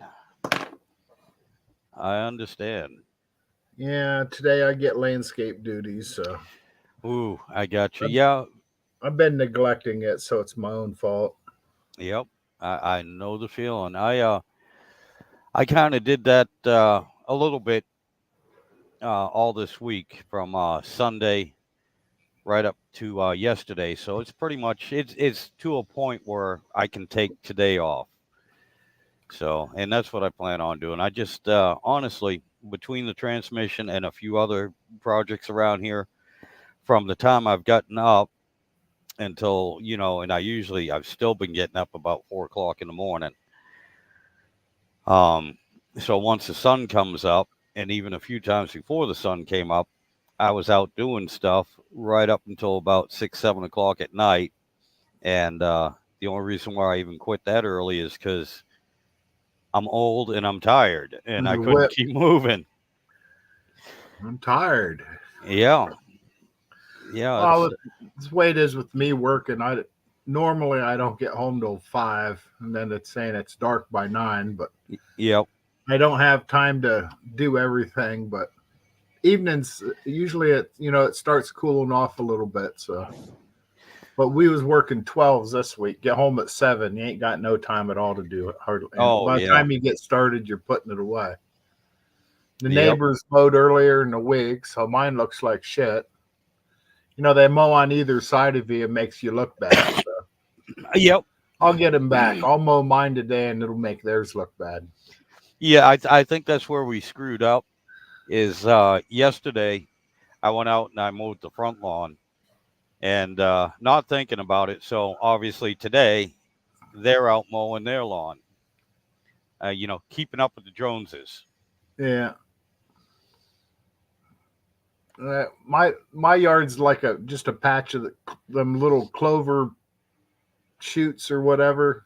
You Yep, know, if you walk through the yard barefoot, you get them stuck between your toes. yep. When I was out there, I'd run to the garage after dark last night, and it looked like a field out there with the back porch light. It's like, oh man, that looks even worse after dark. Well, 2 days ago, the backyard, the wife mowed the backyard. I was gonna do it, but I got busy doing a couple of other projects, so she mowed it. But I had mentioned that it was getting close to being time to mow the backyard because when the beagle went out, all I could see was her tail. It was like somebody walking through. Oh, Right. here we go. Here's the man of the hour, sir. Right here. How you There he doing, is. Damien? Hey, how's everyone? Look at that Oh, handsome mug. I'm You I'm got doing women much all good. around the world trying to get a hold of him. Oh yeah, tell me about it. Tell me about it. Yeah, Yeah. yeah, I'm doing a whole lot better now, Damien, since you caught that for me because it's possible I would have caught it, when I get the parts, especially if I get new clutches Yeah. uh, for that particular piece. It's quite possible I would have caught it, but man, thank you so much. You can go online. They have the TSG manual online. Yep. Yeah. So if that helps. Well, it's funny. Reading a manual online, I'm old school. I really do better when I have the physical book in my hand and I Well, can turn the page instead of I use the pictures too. scrolling and looking at the pictures and Well, everything. pictures are great. But you I'm know, a I'm a I'm a Dr. Seuss kind of reader. I gotcha. I gotcha. But I've don't get me wrong. I use manuals when I have them. Again, I'm used to old school paper manuals. Yeah. But I've always been all right. This is a guide, although it might be the Bible. It doesn't stick unless I these grubby little paws on what I'm doing. Right. Even if I'm looking at pictures, it's kind of like I can't decipher it. It's just the way my mind works. I have to put hands on it, see for myself, and obviously, even with doing that, I've already proven I can still screw up. Yeah, right. I So do it all the time. but again, thank you for that because that was a wake up call. That was definitely, hey, I said to Mark, that was a very simple mistake. And I should have listened to myself too, because in the back of my head, even when I was doing it, I'm like, something's not right here. Right. Something's not right. But also, it was the end of the day. I was tired. I can come up with all sorts of excuses. What I Well, should have done was waited. all the other clutch packs, it's the reverse order. Right. You know, that's the only clutch pack that's like not in that same order of the rest of the stacked clutches. That's the only pack that has the snap rings first instead of Yeah. last. I got you. I got you. Yeah. And again, though, I made the videos of the whole disassembly so I could watch them as I was putting it back together, Yeah. and I never did it. That's my own fault. But again, that was a learning experience, and so I will keep that in mind when I get ready to assemble Oh, you'll the remember actual it next time. transmission. Oh, I will double, triple, and quadruple check myself. That's for sure. That is for sure.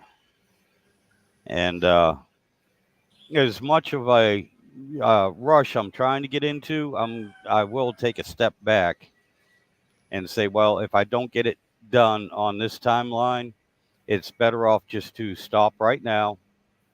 If I'm tired, if I find my mind is wandering, and just back off and wait and try it again tomorrow. Oh yeah. Oh yeah. Yeah, there's always that point where you're better off just coming back to it. Yep. Yep. But again, like I said, it's I've learned more from making mistakes than I ever have from doing it right the first time. And Yeah. even if it's just a procedural thing, um, like for the rest of the transmission, I will keep that mistake in mind, and I'll be like, okay, yeah, let me make sure. And if I'm not sure, I'm not going to forge ahead and guess. Let me stop what I'm doing right now, research it, watch my video, how it came apart, watch somebody else's video, how it came apart, compare the two. Again, like I said, in case somebody was in here before me, it doesn't look like it, but that doesn't mean they weren't. Yeah, and then it's the time too, going through the videos and waiting for that specific part that you're looking for. And Yep. it's like, I don't want to be looking at videos and scrolling through. I may do an ADHD video on transmissions, just like hurry up, slam it together, and then you can slow motion it. Oh, I gotcha. I gotcha. Again, that's why I have, if you looked at the first 8 videos, I think, well, I had 2 long ones, but that was mostly me babbling. But most of it, they were about 15-minute long videos. Yeah.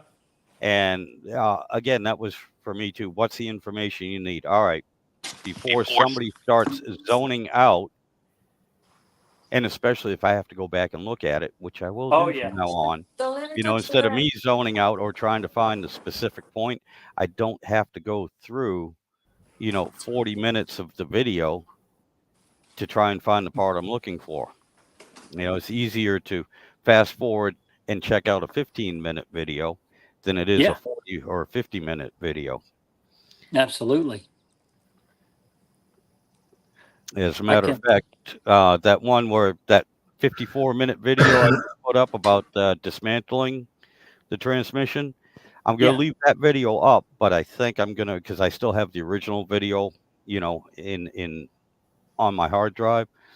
I'm going to go back, edit that into 15-minute sections too, just for that simple reason, so that, hey, you don't have to watch the whole hour of it. You can watch this part, see what you want to see, then go to the next part, see what you want to see, and it might make it a little bit easier. So I think I'll break that video up as well. So one of the things that I found out, and this was a comment that was made multiple times on my videos when I was just starting out, and they would say, "Awesome, right to the point, no intro, no spiel, just get to it and get it done." And that was just like that was a video I just posted up, and I didn't expect anything of it. And I had so many comments on it like that, and I had so many views. It's like it was kind of an eye opener. You I know, gotcha. people don't want to waste their time scrolling through and a big introduction, and they just want to get to it and get it done. Oh, I understand that totally. That's why I don't have I don't have an introduction on any of my videos. It's just kind of like, boom, here I am. Hey, y'all, welcome to Sidewinder Shed. Hey, y'all, welcome back to Sidewinder Shed. I might babble for a little bit, but usually within the first 2 or 3 minutes, Uh-huh. at the at the subject of the video. Yeah. Oh yeah. Whether it be me just babbling or showing what I'm talking about. And that's because those are the types of videos I like you're saying with yours. Hey, hi, how you doing? Welcome to my video, and this is what we're talking about. Let's hop into it right here. So Yep. within a minute, you're at the subject matter. Yeah, if you can scroll through your video at any point and have to back up, that's a good video. Yep. I mean, because that's what people want. They want boom, boom, boom, boom, boom. All right, let's get on with life. Right. you know. Yep. So I'm gonna be probably putting up more videos like that. I haven't lately, but I've really been thinking about that, those types of videos. Yeah, and like you said, that keeps your attention too, because again, with my longer video, a lot of that was for me. So yeah, supposedly I can go back and check myself and see exactly how I took everything apart. Again, I will be doing that this time. But when I break that video up too, there might be a few parts like me taking the friggin' bolts out that I will put on higher speed. So you don't Yeah, have to sit there and watch me take out 7 yeah. bolts. And if Once yeah, and if you use an impact, I lower the volume. I'll ah edit the video to where the volume is like lower. yeah, I got you. Yep. Yep.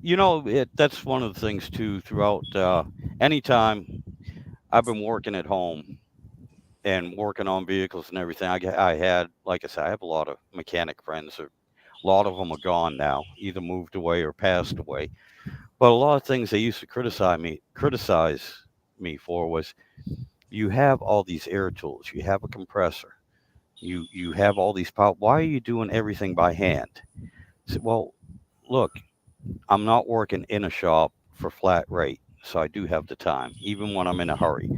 Two, if I strip a bolt, either the head or the threads, um, this is a personal project. I'm always hurting for money. I don't Yep. have the time to go out, get a Healy coil, drill it out, or do something. Or sometimes where they're at, you have to take 8 other things apart in order to fix what you just screwed up by using an impact. So I don't use them unless I absolutely have to. Not only that, but I can also feel, hey, this is coming out. I got Hmm. 27 full turns on it and it's still tight. Something is wrong with this. Oh yeah. It should be loose by now. Something is wrong with it. With an air gun, like boom, yeah, it came out. It's fine, and you don't notice that the threads came out with it or something Right. else until you look at it, and it's kind of like, Uh, all right, well now I just added another 4 hours to a 20-minute job. yep. So that's me personally. I as much as I can, I use hand tools. Now I'm not in the shape I was in 30 years ago, and I don't have the oomph I had 30 years ago. So when something argues with me, um, yeah, I have 3/8 drive. I have a nice half inch. What is it? 2,300 pounds of torque. It's the biggest half inch I could get, and I've had that for 25 years. And then I also have a 3/4 inch drive impact that we use on the big trucks to take the wheels off. Uh-huh. So I have something that will get it off, or at least break it off, one way or the Right. other. I'll get it out, and a lot of my friends too. I don't have a acetylene, oxyacetylene torch kit or anything, but I do have access to it. And another thing I look at is it can't stick if it's liquid. You know, Right. The blue tip wrench. yeah, yep, yeah, the gas wrench. Yep, Yeah, that's a yep, good one. yeah, because it definitely won't be stuck if it's liquid. Liquid. Liquid wrench. Yep. Get that thing molten. It'll come out, even if it just drips out. It'll come out. Yeah, yeah. But yeah. Speaking of which, on the wife's Jeep, I had to do the tie rod ends, and somebody was in there before, and they cross threaded them into the center link. Uh-huh. I didn't know this, but trying to get that thing out because I didn't have a center link, I ended up getting one. But trying to get it out, I'm like, oh my god, what's going on here? Well, maybe it's just rusted because it was used down at the beach, and everything. There's a lot of rust on it. So we did. We used the gas wrench to heat it up and get it out. And when I finally got it out, I could see the threads on both the center link and the tie rod end. They were all just mashed. I don't know how Oh that wow. thing. I think the only reason why it was in there is simply because it rusted right away and just welded itself into it. So I eventually had to replace everything. Oh, wow. But yeah, that was another time, and I said that to my buddy Doogie. He had we got the gas wrench from him, and I said, yeah, Doogie. I said, look, buddy, just heat that thing up. I said, if it's liquid, it won't stick. We'll get it out. And yeah, anyway, that was unreal. And of course, once I did that, I also noticed that the boot for the axle was ripped. So Yeah. I was like, son of a gun. All right, well, we need the Jeep, so let me put it back together. I'll put a new axle in it later on, half axle. Uh, but yeah, I have yet to do that right now because the truck is down and I can't take a chance on the Jeep going down Oh, yeah. at the same time. So I'll get the truck back up and running, and then the Jeep's got to come apart again. Always something, Man, guys. Always something. it snowballs pretty fast and pretty Mhm. easy too.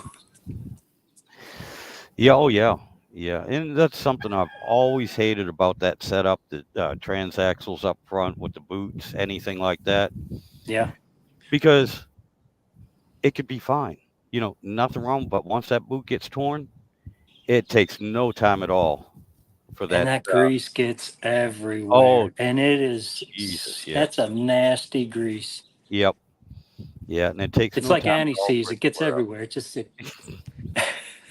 Uh, Speaking of that, again this week, I can't remember. I used it for something on the camper, just a dab of anti-seize.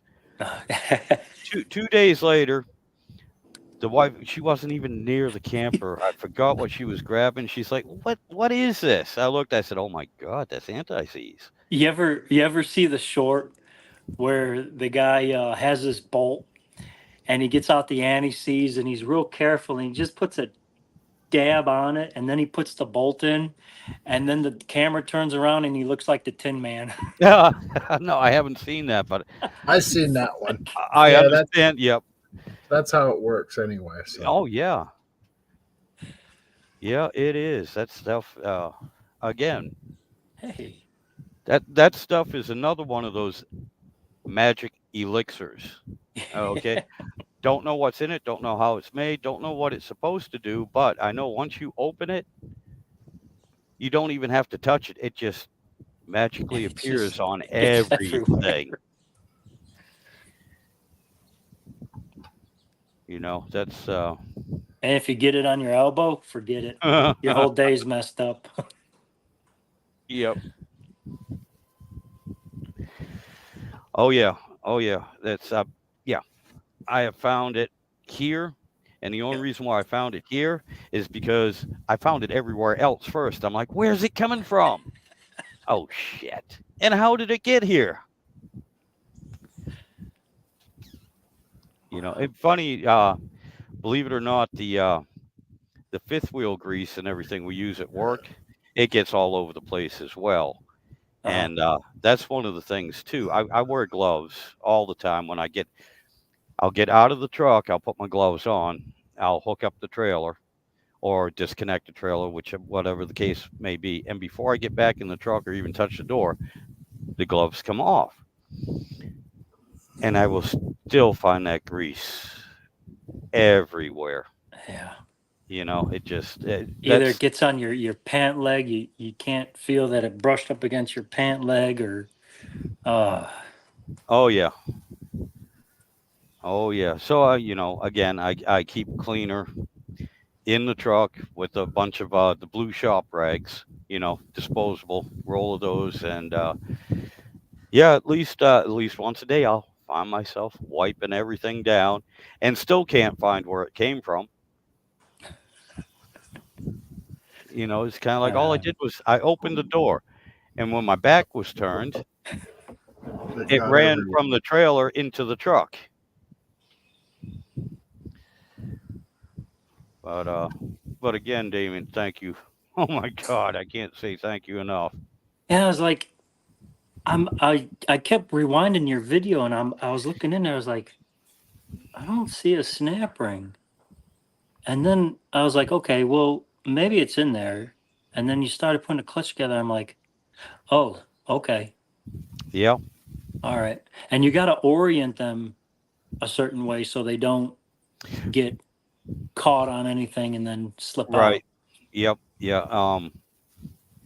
Yeah, I remembered that because basically I watched my video again and saw where I was fighting with the damn things at first to get them Yeah, out because I just couldn't see where they were at first. But after watching it over and over again,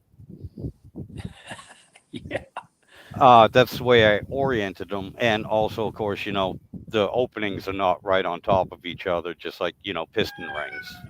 So, and they're away from any of the big openings. So at the end, don't come out right. and all this. And like I said, even when I did that video showing my mistake and putting everything back in, verbally, I said the regular, and it's the opposite.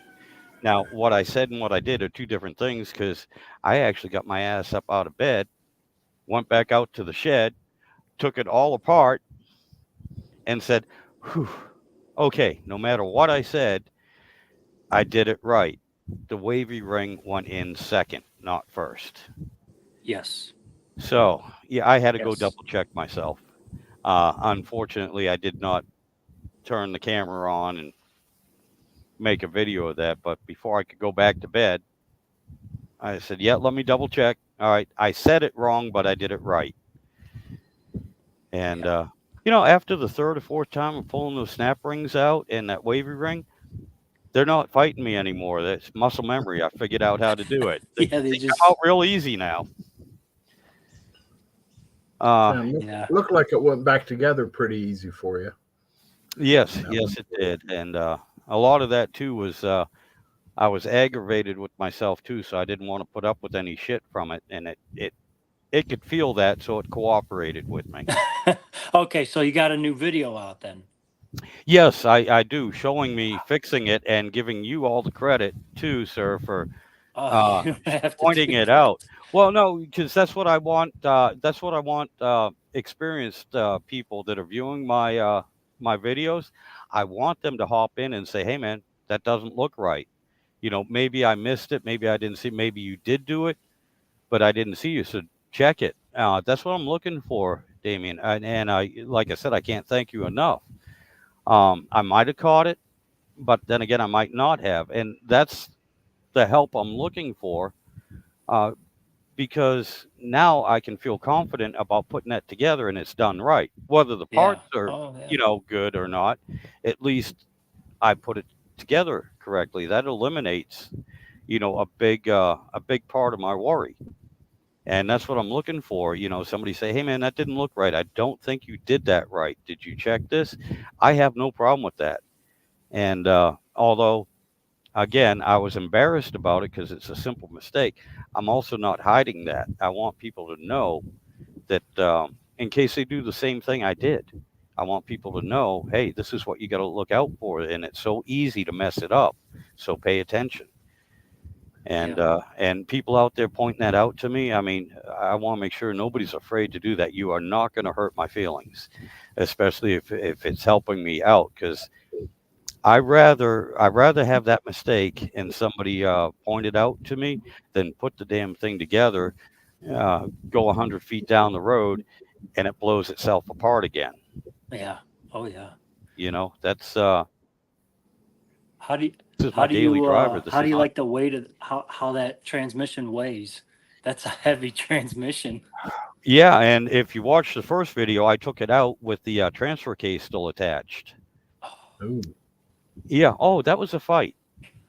Golly. That was Yeah, that was I put it heavy. together in sections. I'll put the front half in, and then I'll put the second half in. I Now, was. I don't know how it works with the RH because you got those two hydraulic lines. You got to line them up. Yep. So I don't know if you could do it that way. It might be a little tougher, but that's how I do it. I put them in sections. That was my original plan, but like you said, with the RH and talking to the guy that rebuilt the inner part of that RH, that the piece that has that 800-pound spring in it. Yeah. Yeah. Well, I had him do that for me, and he put the new drum on it as well, because the old one, believe it or not, was cracked. So he put a new drum on it, and I was talking to him, and he said the same thing. He said, "Look," he said, "years ago, I could put this in a vehicle, truck, car, whatever, and then put the overdrive on it." He said, "But this is your first time." He said, "I don't suggest doing that." He said, "All it takes is being off just a little bit, underneath, because even that overdrive, weighs about 50 pounds, Oh yeah. Oh yeah. and and I am not standing up. I'm on my back, and the truck is not low, so I got a good ways to lift things up, and trying to line it up by hand and everything." He said, "I wouldn't suggest that." He said, "It's going to be heavier, but," he said, "since it's your first time, you don't have the experience." He said, "It's better off with the RH because of those two tubes." He said, "It don't take much to screw it up." He said, "You're better off putting it together on the bench." Okay. One thing that was an eye opener for me, and it caught me off guard, and I basically turned white. It happened on one of my lives too. So you know how people are saying, "Oh, the big spring, you got to compress, you got to be really careful, this and that." Well, I've done a few of these transmissions, and it's like, man, this is nothing, right? I Yep. put together, I take it apart. It wasn't. I'm like, oh man, these things aren't nothing. You don't have to worry about that spring. Well, it happened to me. So what happened was when I went to compress it together, the splines, you have to line up the splines exactly right. And I Mm-hmm. have a separate video showing the splines where they actually gouged in and locked. Oh, So when I was compressing it, it just stopped. And I was like, I can't get the snap ring in there. It stopped, it won't go down. I'm not going to force it. So I let it loose, and the splines where they engaged locked it. yep. The snap rings weren't in place. Oof. I Yep. picked it up off my press and I put it on the table, acting like nothing, right? And then I looked at the snap rings I was holding, and I'm like, Oh, yeah. Yeah, that oh it shit like hook. it like hit me like a ton of lead. I was like, so that's what they're talking about. So I'm looking at this bomb on the bench. The press is 30 feet away from me, Yep. and it's like, how do I do this and not jar it, and it explodes on me, you know? Right. Yeah. So that was like a real eye opener. It's you don't, yeah, I guess you take it for granted till it happens, right? Right. Right. But I was fortunate enough I got it over there, and I was, you treat it like a bomb. You're Oh moving yeah. real slow. You don't want to jar, you don't want to put it down too. Yeah, but I finally got the press on it, and I was like, oh man. Oh, I gotcha. Jesus. Yeah. Yeah. Well, I But mean that. you'll see it. If you do run across it, you'll see in the live. I'm just like, I'm frozen, and I'm going through 100 things in my mind at once, and I'm like, oh snap. Oh, Yeah. yeah. Yeah. When Mopar not mentioned that to me, I had no idea that there was a spring in there like that. Excuse me. Damn. Excuse me. It ain't the smoking. It's got to be the pollen from the guy mowing his lawn. Yeah, blame it on the pollen. Yep, that's what I'm gonna do. But Mopar Nut mentioned that to me and warned me about that. So here I am, and when I separated, 'cause I still didn't know exactly where that spring was, and when I separated the overdrive from the main body, the transmission, and I saw where it was all broke, and I could see half the snap rings are sticking out. Now this is just for the Okay. whole drum assembly. It had nothing to do with the spring. I didn't know it at the time. I'm sitting there looking at this thing going, oh, I hope that it's not holding that 800-pound spring in, because I only got about that much of a snap ring that was holding the guts in. Yeah. From my ignorant point of view, I didn't know any better, and so I was like, I'm not going to touch this. I was handling it like a bomb, and believe it or not, when I was in the service, I literally had to deal with some live ordnance a couple times, and that's exactly, I was having flashbacks. Oh All wow. right, now Yeah. obviously it was totally safe because that wasn't the part that was broke, with the heavy spring behind it, but I didn't know, and until I could find out, I set it in an area where if it did let go, either way, it wouldn't do any damage or anything, wouldn't hurt anyone. And I just uh, uh, almost, if I had some caution tape, I would have put caution tape around it, but I blocked it off and put it somewhere because I just didn't know. So I know exactly how you feel, only you had the real thing. To me, I just didn't know, so it was better safe than sorry.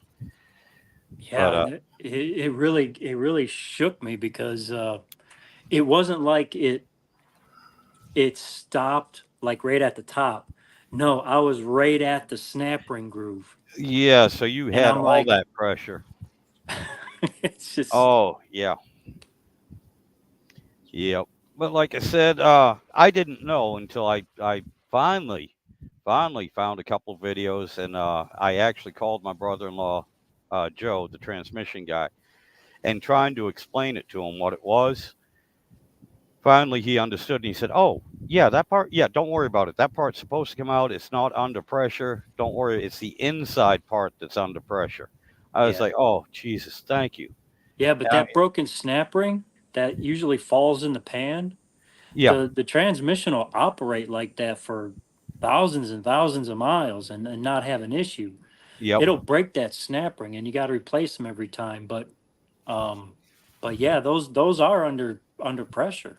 The one that usually breaks, that's the one that's holding most of that together. Oh, That's the yeah, pack side. yep, yep. But No, yeah, yeah. I understand that, but that's usually, I'm not talking about the one that holds that spring in and that clutch pack. I'm talking about the outside Oh, okay. All one. right. It has that little round snap ring. All right, that Mm-hmm. little round, what, 2 pound snap ring. That's what I was looking at, and that's because I didn't know.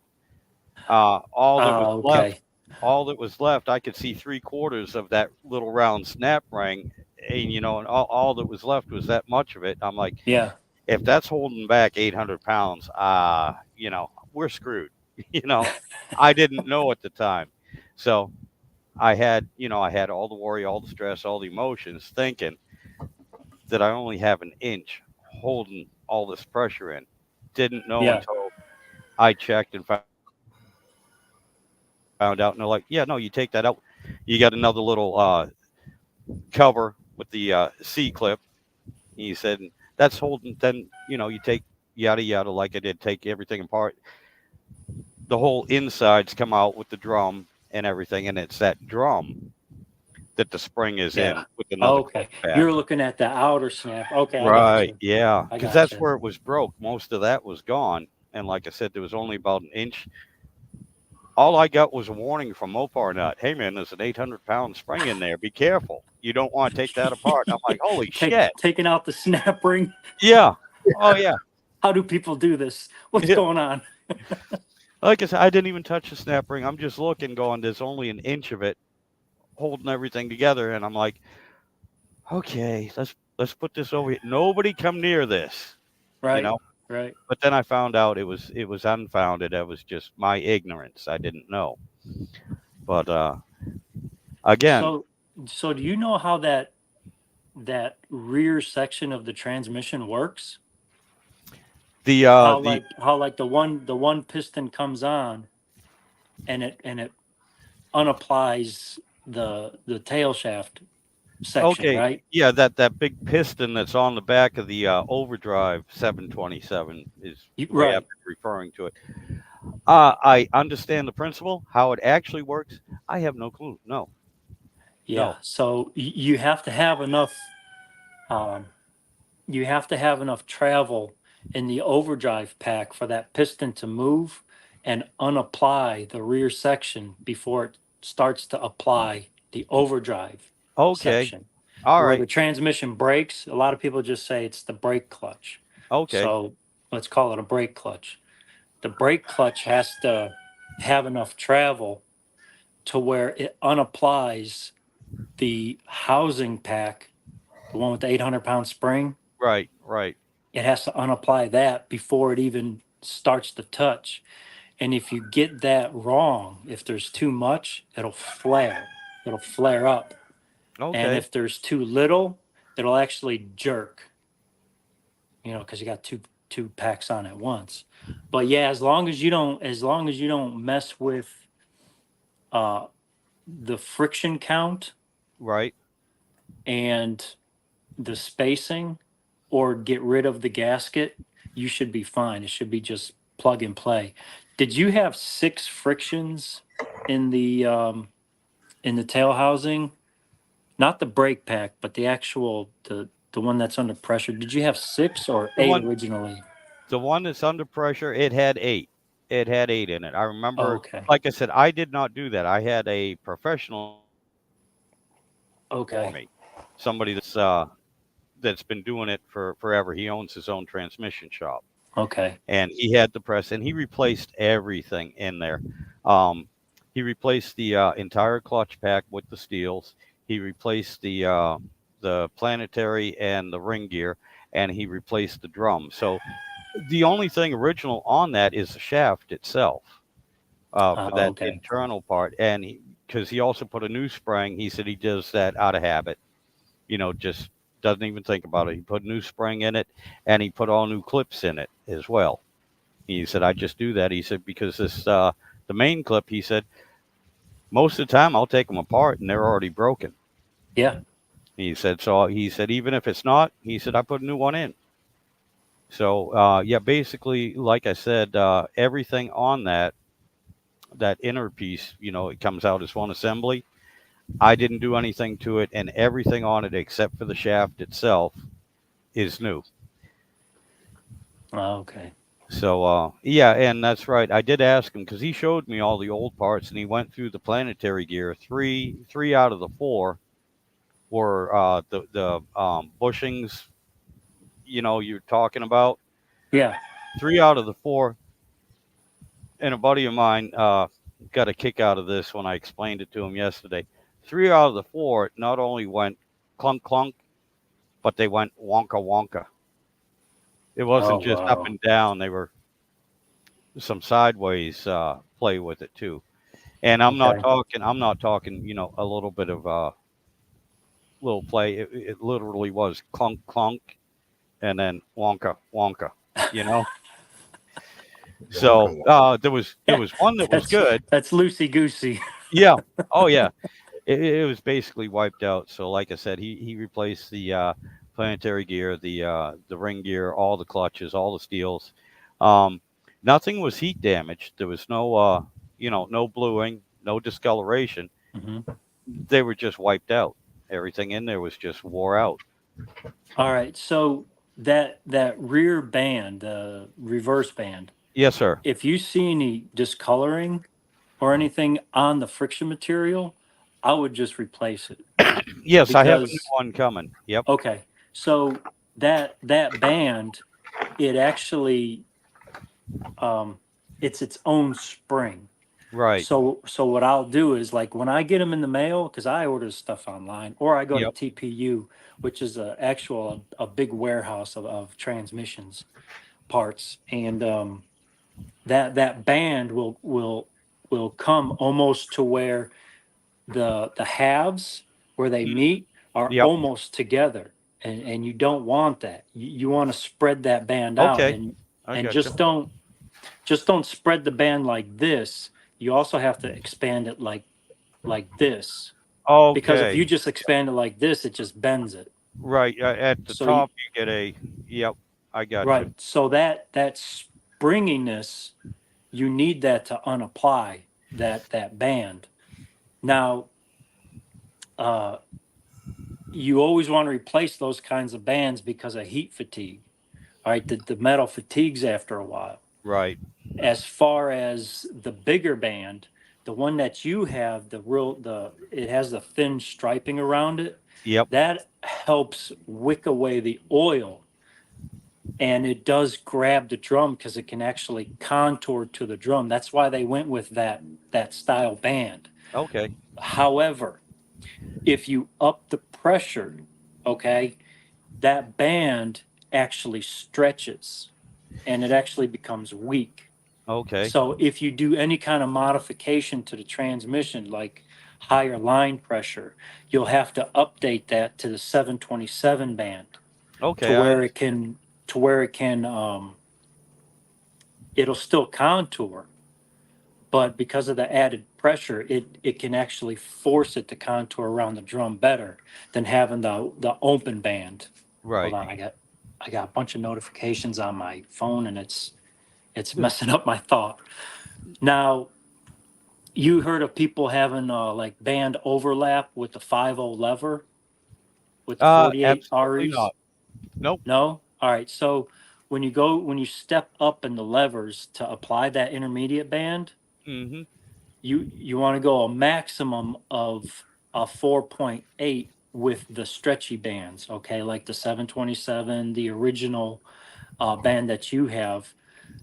When you go, a lot of people make the mistake of going to a 5.0 lever. Now, Okay. yeah, that applies more pressure. The higher that number, the more pressure's on that band. But what people don't realize is, again, it goes to that rear band in the transmission. Yeah. When you have a 5.0 lever, you have to use a solid band Can you give me? because the solid band, the hard band, acts as a spring, and it helps that 5.0 lever release fast enough so you don't get any overlap. I gotcha. Okay, so if you have a hard band, you can go to a 5.0 lever. It'll apply a lot of force to that band, but the band will help it unapply. Okay. All right, so the maximum you go is 4.8 on a stretchy band or like a stock 727 band. But if you go to a hard band, then you can step it up to the 5.0 or the 5.2. Jesus. Yeah. These are things I have no clue about, and I appreciate everything. What I'm planning on doing right now is just putting it back stock using stock parts. Yeah. When I eventually try to get the new engine in, I don't want to, but if I have to, then I will pull that transmission out and make the modifications. Kind of like you were talking about with the planetary gear being a steel body instead of aluminum. Yeah. And I know I should do that because of what I use the truck for. Not a whole lot of towing, but I do have that heavy camper on it. And in the future, especially with that new engine, I plan on hitting the mountains. Now, about that camper, how much does it weigh? Dry weight is 1,800 pounds, fully loaded with extra gear. It's been as high as 2,300. Okay. Yeah, it's not that heavy. I mean, it's heavy, but it's not that heavy. I was gonna say, I don't know if I have one laying around. Ah, I do. Okay. You have this, Yes, right? sir. Yep. In Yep. heavy towing applications, especially if you have like livestock that's going to be moving around and it's constantly pulling on that transmission, Right. those aluminum splines don't last long. I gotcha. All right. Now, if you're towing, I always say, okay, put a steel one in there, especially with like livestock and stuff like that. But if Right. you're just towing like a solid, steady state pole and nothing's moving back there, I'd say no big deal. Um, there's another one. There's an actual annulus that goes over a different planetary. And I'll say, look at those splines because they usually do strip out. and a lot of Okay. people miss that. And I'm trying to. Let me see here. See if I can make that one.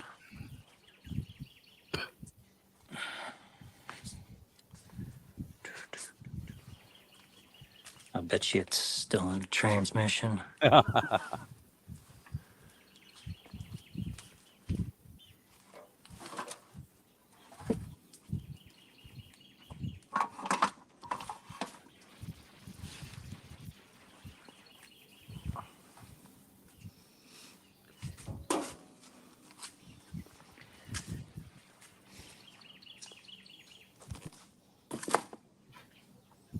Man, I'm working on too many projects at once. I get you. Now the annulus you're talking about is basically kind of like the drum that goes over it. Is that what you're? Yeah, it's the annulus goes over the planetary set. Right, and part of it has the teeth on it. The other part is, the teeth don't go the whole length of it. In other words, I know which one you're talking about. Ah, here it is. All right, this planetary set right here. right? The one Okay, that yep, goes in the rear, that back drum, you reverse. Okay. right, All right. You take this planetary set out, yep. and you look at those splines in there. Okay, All right. You see how they're marred over and yep. almost flattened. I got you. I Look got at you. those, because those strip out a lot. Okay. All Yeah. right. Yeah. All right. Good. Good to know. That's something. Like I said, I haven't really. I did a cursory look at everything because I didn't want to be sitting there pulling everything apart and then forget how to Oh put it yeah, back together. absolutely. And you'll see where the intermediate and the intermediate shaft will look completely fine, Mm-hmm. like no wear whatsoever. But you'll look at that rear annulus, and you'll see that the teeth are like they're just sort of melted to the side almost. I gotcha. All right. Yeah. Yeah. Thank you. That's again, this is information that I didn't know. I don't know what to look for. To me, well, it fits Uh-huh. in and it don't feel like there's any play. Okay, and I don't see anything. They're supposed to be straight cut. I don't see them going at a 45-degree angle or a piece is missing, so it must be fine. I wouldn't know how much detail, to put into it to things. Thank you. Yeah, you're welcome. Thank you. Um, yeah, I appreciate it. Like I said, I'm learning. I'm learning. Uh, and I always kid about myself, being an idiot, being a moron. It's really not. It's just that I'm ignorant. And I say that as in I have a lack of knowledge. Right. I mean, Yeah. I'm, Well, I'm that's not what it means. capable. Yeah, But people take it the wrong way. exactly. They take it for arrogance instead of Right. ignorance. Right. And I am very ignorant on especially transmission, but that does not mean I'm not capable of learning. And especially thank you for your help. In 10 minutes, I might forget everything you told me, but I will fast forward You to can always about get 2 back, hours and go 15 back to the minutes. live. Yeah. Yeah. You should I'll, have, here's your stack. Now, the difference between this and yours is you have a thicker, yep. right? It goes in Yes. first. This is thin like this because it doesn't have a wavy snap ring. Okay. You get the thinner one like this, get rid of the wavy, and just put the snap ring in there. And this allows you to get one more friction in this pack. I gotcha. All right. So what the wavy does is it actually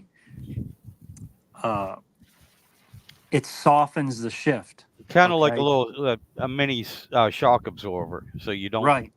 don't have when it engages, it kind of Right. lessens it a little bit. It's like having a dimmer switch on your light instead of just an on off. Right. So what makes it smooth in the 48 RE, even though they have that wavy spring away from there, you know how they have that big electronic TV valve on the side of that transmission? Yep. That'll actually lower the pressure till after that shift. Okay. So if you get rid of that wavy on a 48 and you don't have that actual TV valve and you're just running like a manual reverse pattern valve body, it'll hit. Oh, It'll actually make the vehicle jump okay. when Yeah. you go into overdrive. I gotcha. So what I did was I double stacked my frictions. I have 10 in the housing. There's not all of them are here, but I've got 7 in this stack, and I've got 5 in the direct, and I've got 7 in no, I got 5 in the forward and 7 in the direct. Okay. So I have way more clutches than I'll ever need. But what I did was I actually lowered the pressure because I don't Okay. need all that pressure Right. anymore because I got more frictions.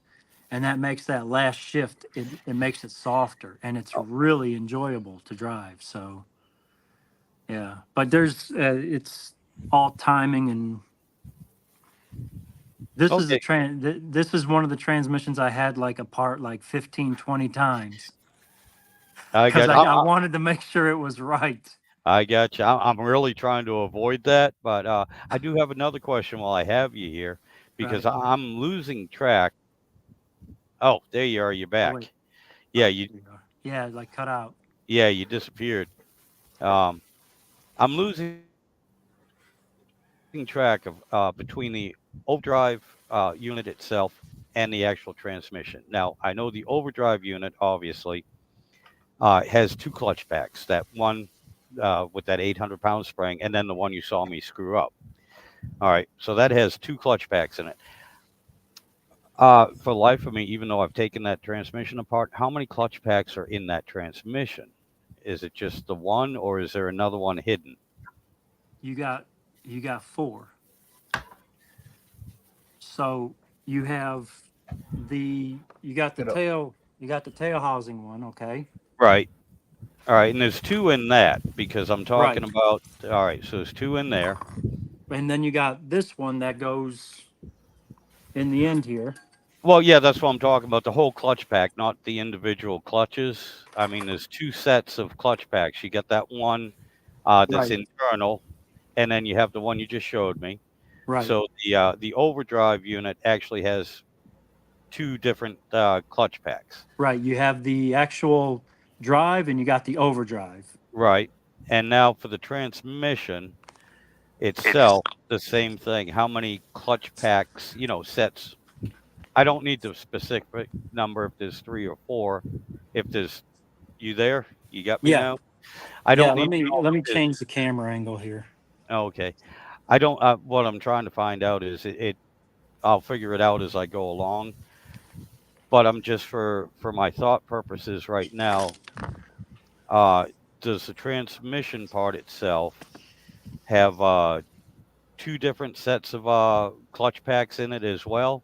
Yes, the clutch pack that Okay. goes here All right.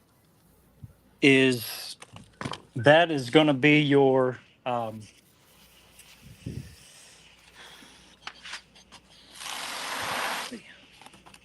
that's going to be your what do they call that? The forward. Okay. That's going to be in. Hold on here. Got 2 different transmissions in here. God love you. I couldn't do that. I'd have one together with extra parts and another one that was missing parts if I did that. All right, that's this one right here. Okay.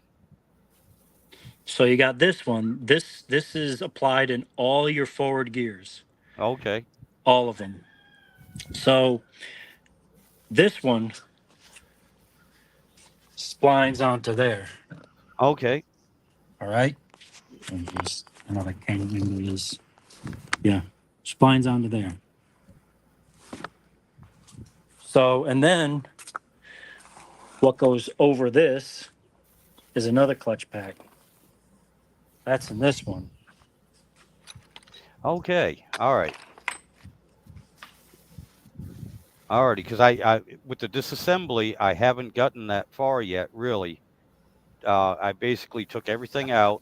I took everything out as a single assembly, set it on another bench, took a quick look, but put everything back together basically in the order I took it apart because I don't have the parts to replace anything just yet. I'm waiting on them. And I figured when I get those parts, then I'll start taking each individual component apart, checking it out, and replacing it with new parts right then and there so I don't get confused. Oh, you froze. Oh, okay. That's damn, you froze. Yep, you're still frozen, my friend. Yeah. Anyway, one-eyed cat. I'm sorry. I don't mean to be ignoring you. I'm just Oh no, that's all good. You guys go right ahead. I'm sitting here trying to think of what to say. I can't compare to any of your guys' knowledge. It's like I don't do transmissions. It's like I Ask a don't either. question. I ended up Ask a working a deal question. with John Wilburn, and he Hopefully, rebuilt mine. So hopefully it's a question that I don't know and that I can learn about. Because Yeah. like, like earlier when I posted on one of your videos, Sidewinder, that rear bushing, Yeah. I had an extra bushing in my bushing kit, and I was like, man, I can't figure out where this goes. Well, you showed me where it went. Oh, okay, cool. Yeah, glad I could help. Glad I could help. So now I got to check for that. I hear you, man.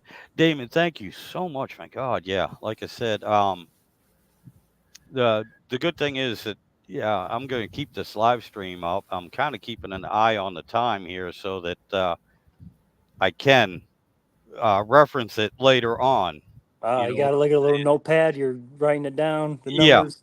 yeah, basically, yeah. Because like I said, in 10 minutes, I'm gonna forget everything you just told me. You know, that's just the way it works with I me. have the same problem. Yeah, and my God, but again, thank you so much for your help. These are things I want to look at. Oh, again, all right. Since you mentioned the torque converter, Uh-huh. I do believe I'm going to bite the bullet and go ahead and find one and Yeah. order that. And so, again, I don't know a damn thing. What is you know, like you already told me what brand torque converter not to get. Do you have for a decent torque converter? You know, brand style, where to get it from, stuff like that. oh, he froze too. Oh, you froze up again. Did I freeze up? Oh, there you are. You're back now. You're back. I think it's a problem on my side. I want to try and lower the quality of video so my internet is not as taxed, I got you. I get. but I I don't don't know how know. to do that. I don't know if you heard the question. You already told me what brand not to trust. Oh yeah. As far as a brand to trust, do you have suggestions? And again, the stall speed. And Precision in New Hampton. precision in New Hampton, honey. Yeah. Remember that. Write All down your right. timing. Write Yeah. down your timing mark from the video or from 2 hours, 28 minutes, and roughly, I think it was 30 seconds. Yeah. It's So, within the minute you'll be able to find oh it. yeah. 2 hours, 28 minutes. I'll Right remember. after he froze. Yeah. But yeah, I figure I may as well do that. That'll also help me from finding a place to put that old transmission fluid that's still in the old torque converter. I'll Yeah. just you And know. I got a Precision in New Hampton in Dakota, and I actually noticed now the old torque converter was making a noise, so it's probably something to do with that. But I actually noticed a difference. Like I couldn't power brake it before, I and got brake you. the rear tires. Yep. Right now, as if I try and power brake it, as soon as I'm on the gas, it's braking the rear tires. Oh, okay. I get So on the and I think that has to do, I may be wrong saying this, but I think that has to do with the looseness of the stator on that overrun clutch. Okay. Because when this one blew apart, that clutch started to lock up first. Because when I first put this transmission in and I first hit the trans brake, I mean, it was like, it was right there. I was taking off. But after driving it like 50, even like 50 miles, 100 miles, it Hmm. didn't have that get up and go anymore. Okay. All right, this is what the torque converter that blew up. Right. Right. And I was like, man, what's going on? Was my timing? Was my fuel? I kept messing with the fuel and timing and this and that. And I kept finding other issues when I was searching why it wasn't taking off like it used to. And then finally, one day I just wanted to have fun. And I'm surprised I still have rear tires. But after the last going around a corner and doing like the fishtail and everything, I heard a Right. grinding and crunching noise. And I was like, oh, time to go home. I And saw that video on your way home. and I Yes. got it home, right? Yep. And I even pulled it up on the lift and I cut the converter open, and that's when I found out I didn't have a billet stator like they said. I didn't Okay. have a roller thrust. It was all just cast. Nothing was TIG welded, nothing was furnace brazed. The only thing that was billet on that torque converter was the cover. That's Oh. it. Okay. That's I it. Everything else internally was a stock converter with the fins drilled for 2,500 stall. Oh. Okay. And that really pissed me off about that company because you know, you pay for something and Right. you just didn't get it. And And it's this not like is you can get it home and tear it apart and go, oh yeah, these are the right parts, and then put it back together. You right. you know you have to take the company's word for it. I'm surprised it got me home. Mm. Oh, That's what happened. Oh, you did a good job. Congratulations. Jesus. The 48 RE with the diesel doesn't break these. Yeah. Good Lord. Good Lord. I All right. broke one. Yeah, that's something to be proud of. I'd keep that. Oh, it's going to the gods of speed. That one right Yeah. there. Yeah. I do have one more question. Again, Uh-huh. ignorance. I am I'm 70% sure I do not have a lockup torque converter on this transmission.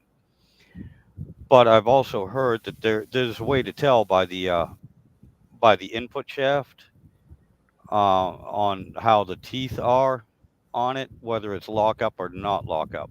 3 check balls. 3 check balls and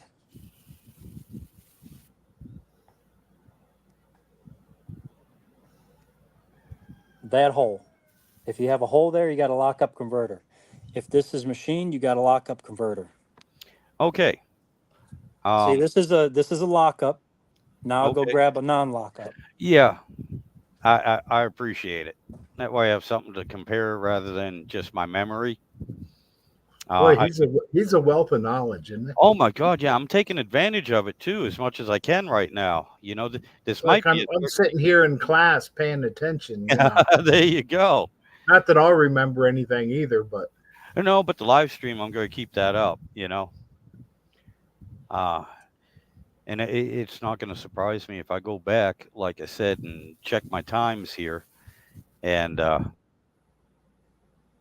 go. What did he say? What did it look like? Oh, there we. Oh shit, he froze up. All right, well, it's 4 seconds after he freezes up that I get the answer. Awesome.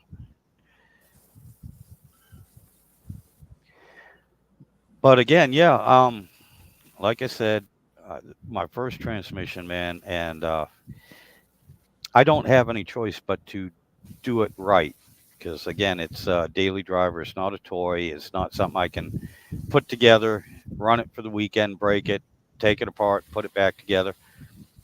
I I literally want this thing to last until I'm too old to drive it, and I give it to one of my grandkids. right. And the way I'm looking at it too, you know, the rear end, the front end, and now the overdrive, the transmission, um, has all gonna been gone through within the last 7 years. The suspension on it is all new. Well, 7 years old. I got a new engine for it sitting in the shed. I just gotta get the time to finish it up. All the little tiny nickel and dime things. Uh, get that in, and then other than the electrical and the body, everything should be fine on that truck for another 30 years.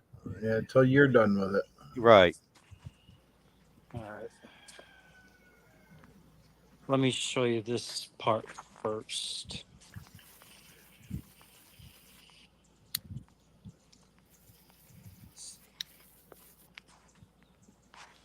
All right.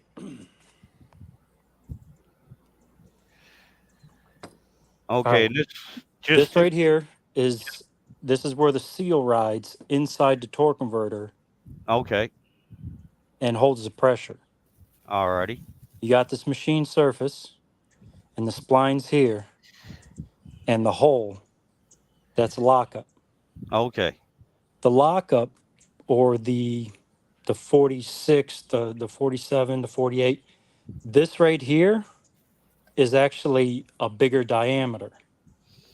So the 727, the non-lockup style, this is a smaller diameter, and it's a smaller diameter in there as well. Okay.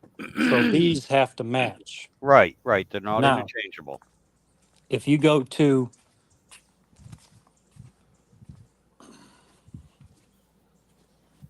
the 727,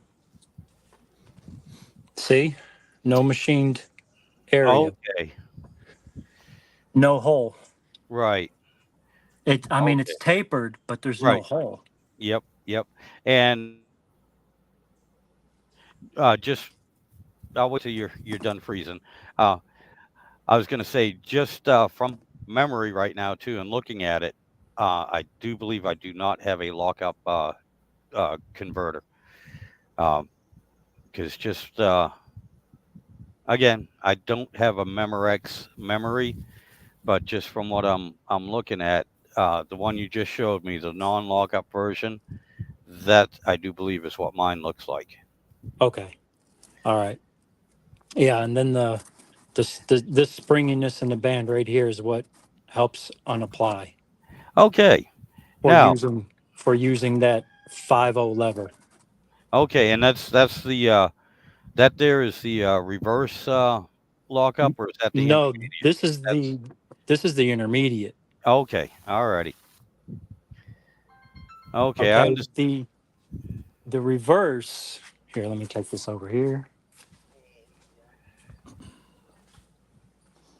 This is the old style. This is like the big block, the Roadrunner, big 727 motorhome type intermediate.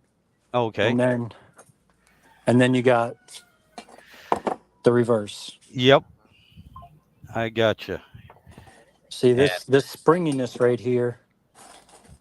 This was always thick, okay? This was always a thicker band than this one. And right. for a good reason, because all you have is an apply for this. You have Okay, no unapply. The unapply is the springiness, is the tension. I gotcha. Yeah, and you know what? Watching a few videos, I fought to get that thing out. To release, you get that little square. I'm sorry, where's my camera? You get that little square piece Right. that spreads it, that goes in there. I had a hell of a time getting it out because every video I saw, somebody's using, two fingers. Just move this band and compress the spring a little bit, and then you can pop it out. Compress. What the hell kind of muscle do you have on your forearm to be using two fingers to compress that thing? I'm sitting there. That's quarter-inch thick spring steel. No, I'm going to break my fingers. I had to use the palm of my hand on the Uh-huh. outside and then dig the damn thing out. And I was like, and even in my video showing that, I literally said the words and everything. I'm calling bullshit.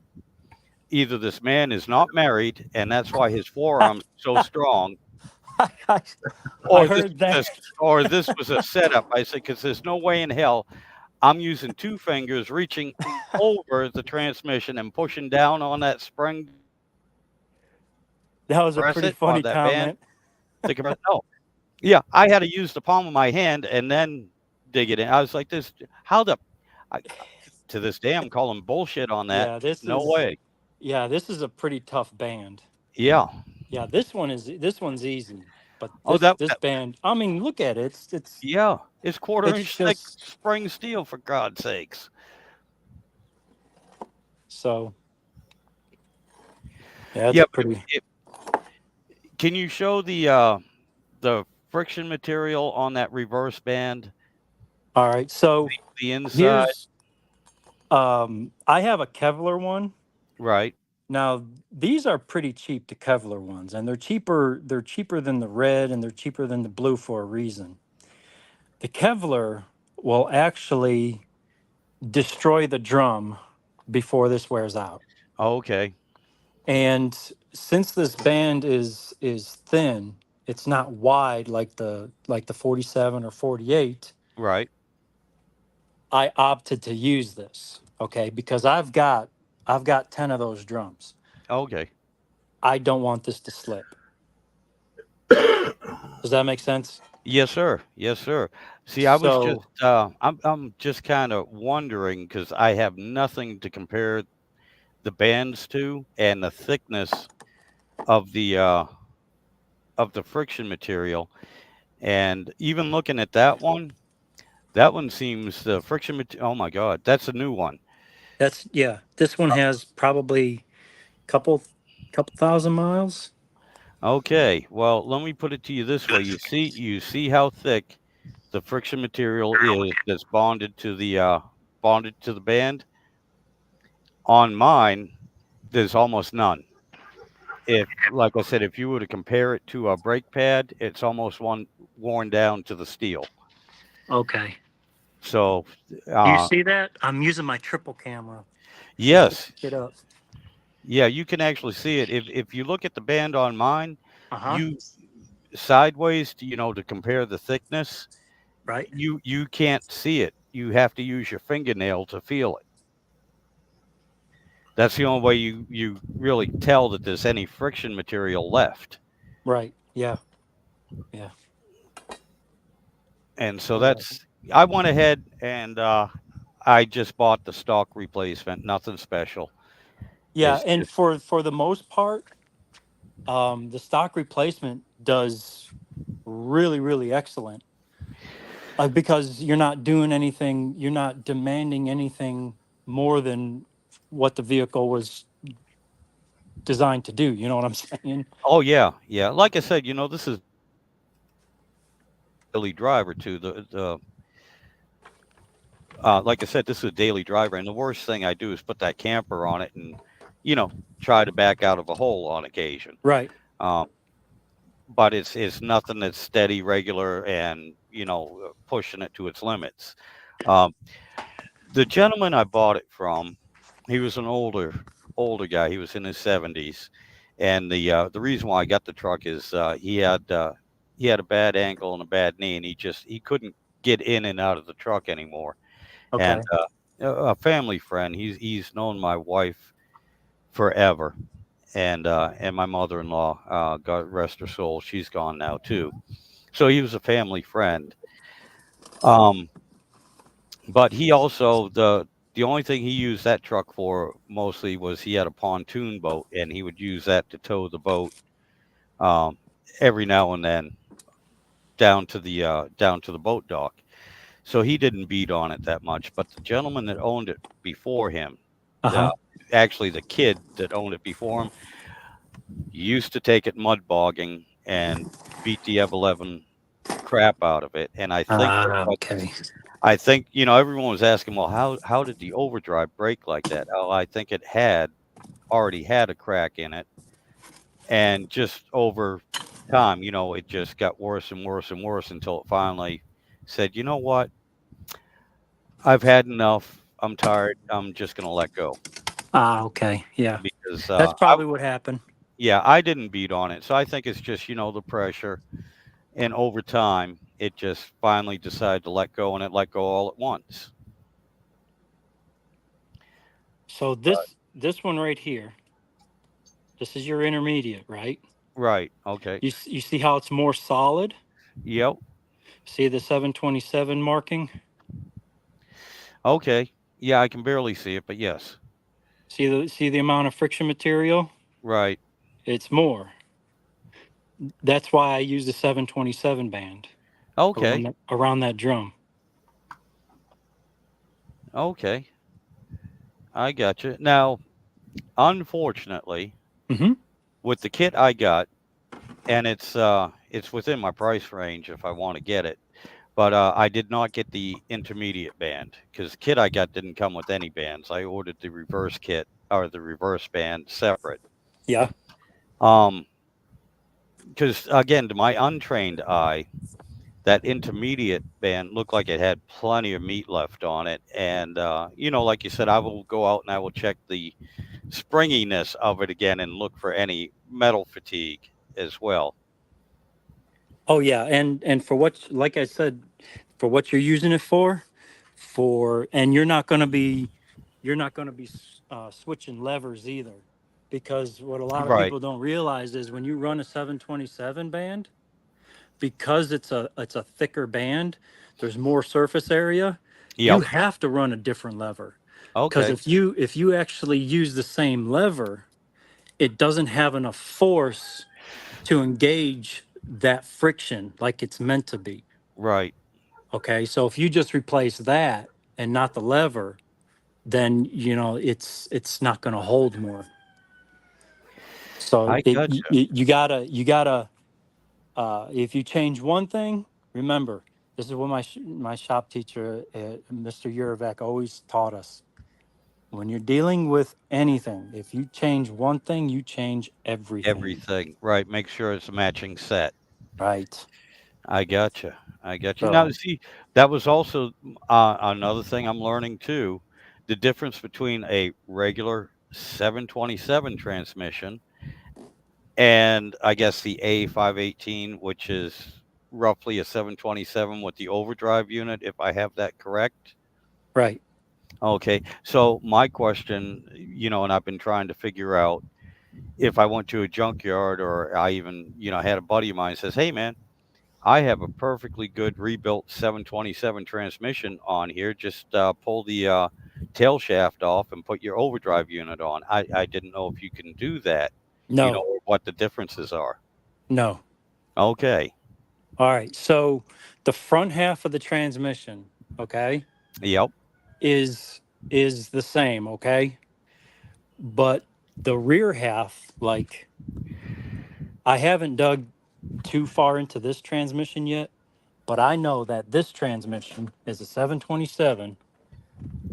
This type of transmission with the rear drum, Right. 727, the rear section is different from the 48 or the O- 46.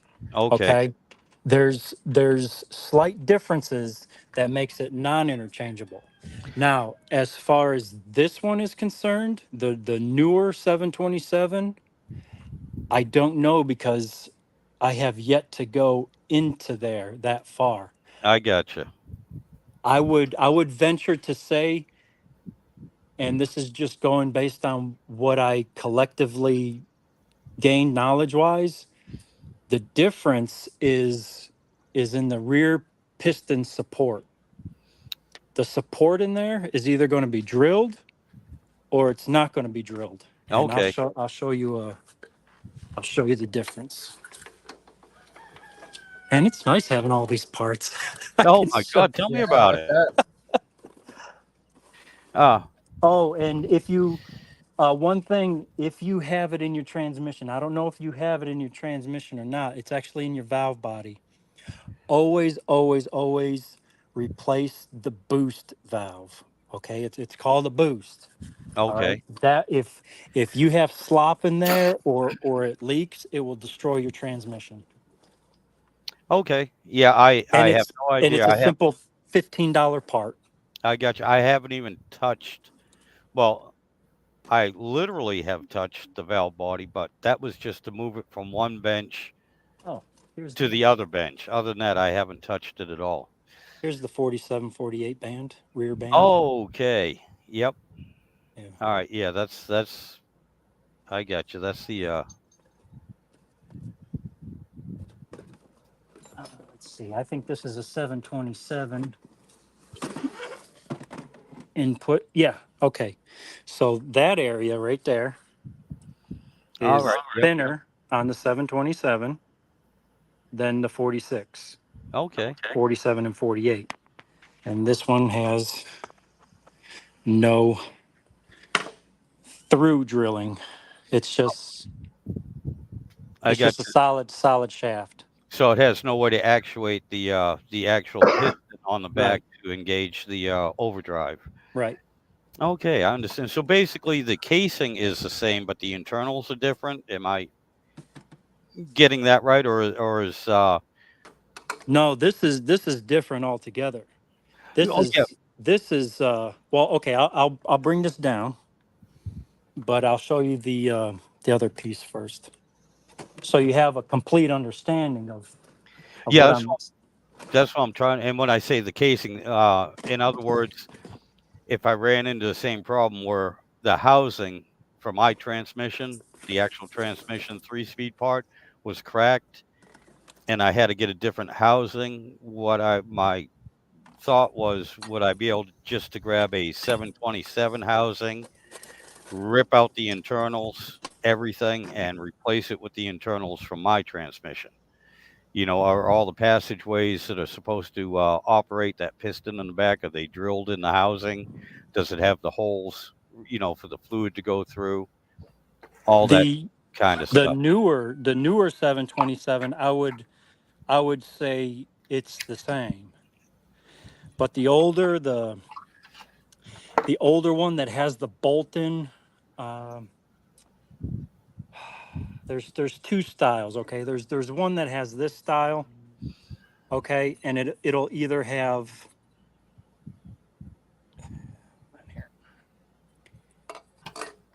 see these right there? See how they're plugged? Okay. Yes. Yes, sir. Yep. All you got to do is knock those out and it'll work with your overdrive unit. Okay. The 727s with this support, Yep. I would venture to say, yeah, they're interchangeable. Okay. Okay. And this is where most of your contamination will touch before it enters the transmission, because this feeds the transmission, the return oil from the cooler. Okay. Okay. So this will have most of the wear inside here. I gotcha. Let's see. Always make sure that check ball is there and it rattles. Thank you. Another tip: when I get my hands on it, I will do that.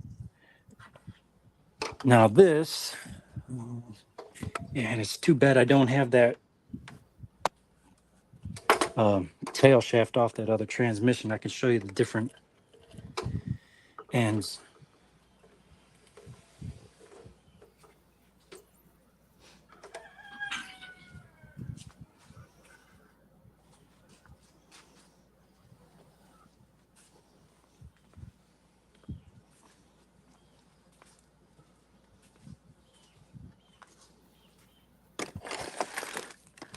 Okay.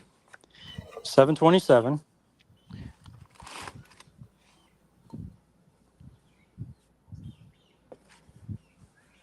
$46. Okay. It just without this Right. drum Right. on it. Right. Okay. Right. Yeah. I mean, I Now can see the thickness difference. here's um, here's the 46 stator pump. Right. Tight. No movement, right? Right. 727. Okay. Yep. Thinner shaft. I gotcha. Yeah. Like I said, when you put them side by side, even on the video here, it's you can see the difference. You can physically, Yeah. see the difference. Yeah, awesome. Thank you. Um, Next question, Uh-huh. if you don't mind, and it goes back to the 46RH case housing. You know, the part that broke on mine. Yeah. Oh, he froze. He's back. Now you saw on mine where the that collar and the tubes go for the hydraulic, you know, part, how it slides right in. Right. Through there. There you go. What I was wondering, is the case the same for the RE as it is for the RH? Now, just the housing. Same. Take all the guts out, it's the same. Okay, that's what I was unsure of. So it didn't really matter if I got an RH housing or an RE housing, as long as I'm putting the internals from the RH everything in it. The just the housing would have been fine. Here, let me take this out.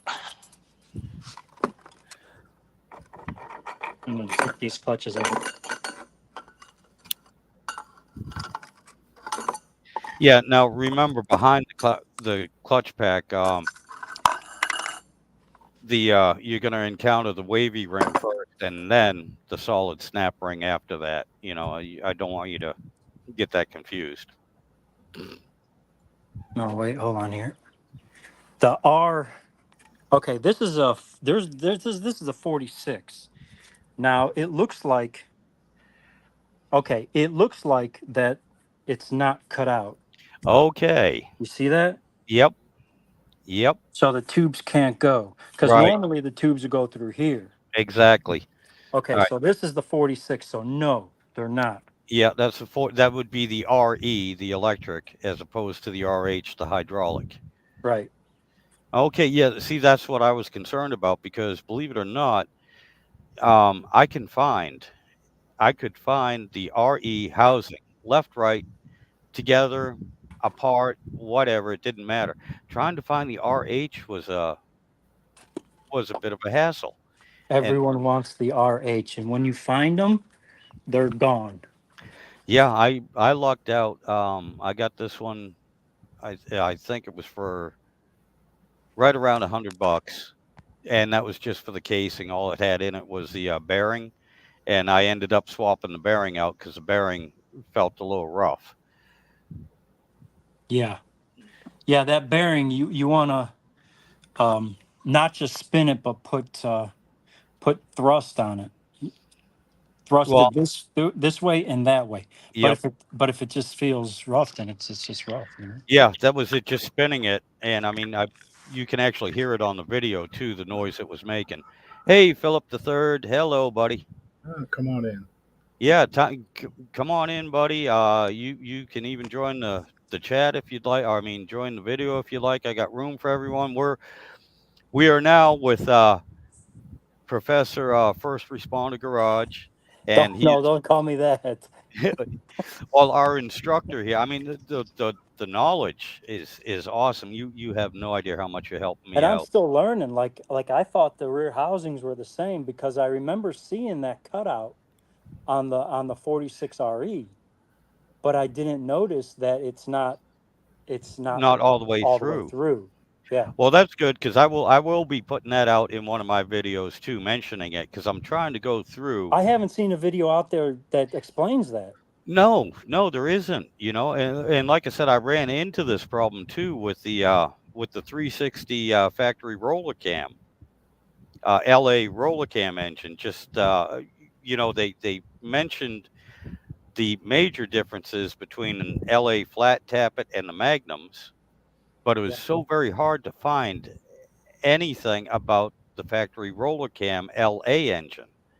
And there are, yes, they are minor differences. That's what everyone said about it. You know, there are some other minor different. Well, those minor differences can mean the difference between you building an engine or rebuilding an engine that's going to last, or one that's going to run for 20 minutes and seize up. Right. You know, and they might be just minor changes, but they're extremely important. And it took me a while to figure that out. And I did the best I could on that build to point these out between, the differences between the three engines. And I did find out that the factory roller cam LA, at least the two that I've seen, and they were both a 91 and a 92 360. I don't know about, the 88, 89, whenever they first started with the roller cam on the 360. I don't know exactly that, but the two I saw, they have a lot more in common with the Magnum than they do with their LA flat tappet predecessor. Yeah. One thing I noticed, the LA and the Magnum, it's the same Mhm. casting. It's just drilled differently, and that's for the oiling to the top end of the heads. Right. Yeah. The LA had the solid push rods. The Magnum had the hollow ones where the oiling for the top. And that is one of the things that I pointed out between the LA roller cam, the LA flat tappet, and the Magnum. The two engines, the two 360 engines I have, actually oil, and these are LAs.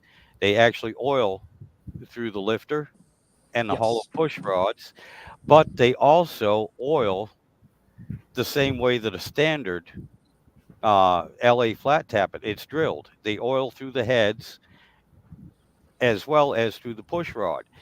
So here is the thing: they came factory with a high volume, low pressure oil pump. It is, if you check the number out, it is different than the oil pump for an LA flat tappet, and it's a different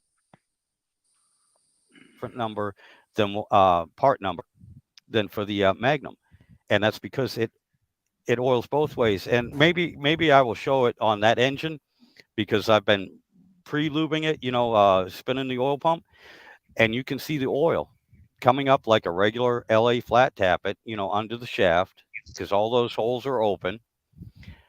But you can also see it coming up through the lifters, and it has the hollow push rods. It oils both ways, and the only way to keep that pressure up is to have a high volume oil pump in it, and that's something nobody has mentioned. And that's a big difference between, like I said, a 100,000-mile engine or a 20-minute engine. You know, There was some, I can't get to it now, but on the front of this block here, I noticed on like the really really early LAs, there's like an orifice on the front of the block for the oil galley, and it actually feed oil onto the timing chain area. okay, They got rid of it on the later LAs and the Magnum blocks, so you just have an opening. Well, I put a bolt in there. I drilled through the bolt. right. I threaded it, and I threaded it into the block to where that oil galley, when it fills up, it'll actually push oil onto the timing chain. I And gotcha. I want to show it to you on this engine, but it's in here. Now, with that being But said, it's in one of my other videos. So all right, well, I'll check it out, man. With that being said, did it still have the oil slinger next to timing chain as well? yes, Okay. Yeah, I wasn't sure about, because I have run into some LAs that didn't have that oil slinger. And again, I don't know, somebody could have been in there before me and just didn't put it back on, eliminated it, whatever. right. The Ah, there you go.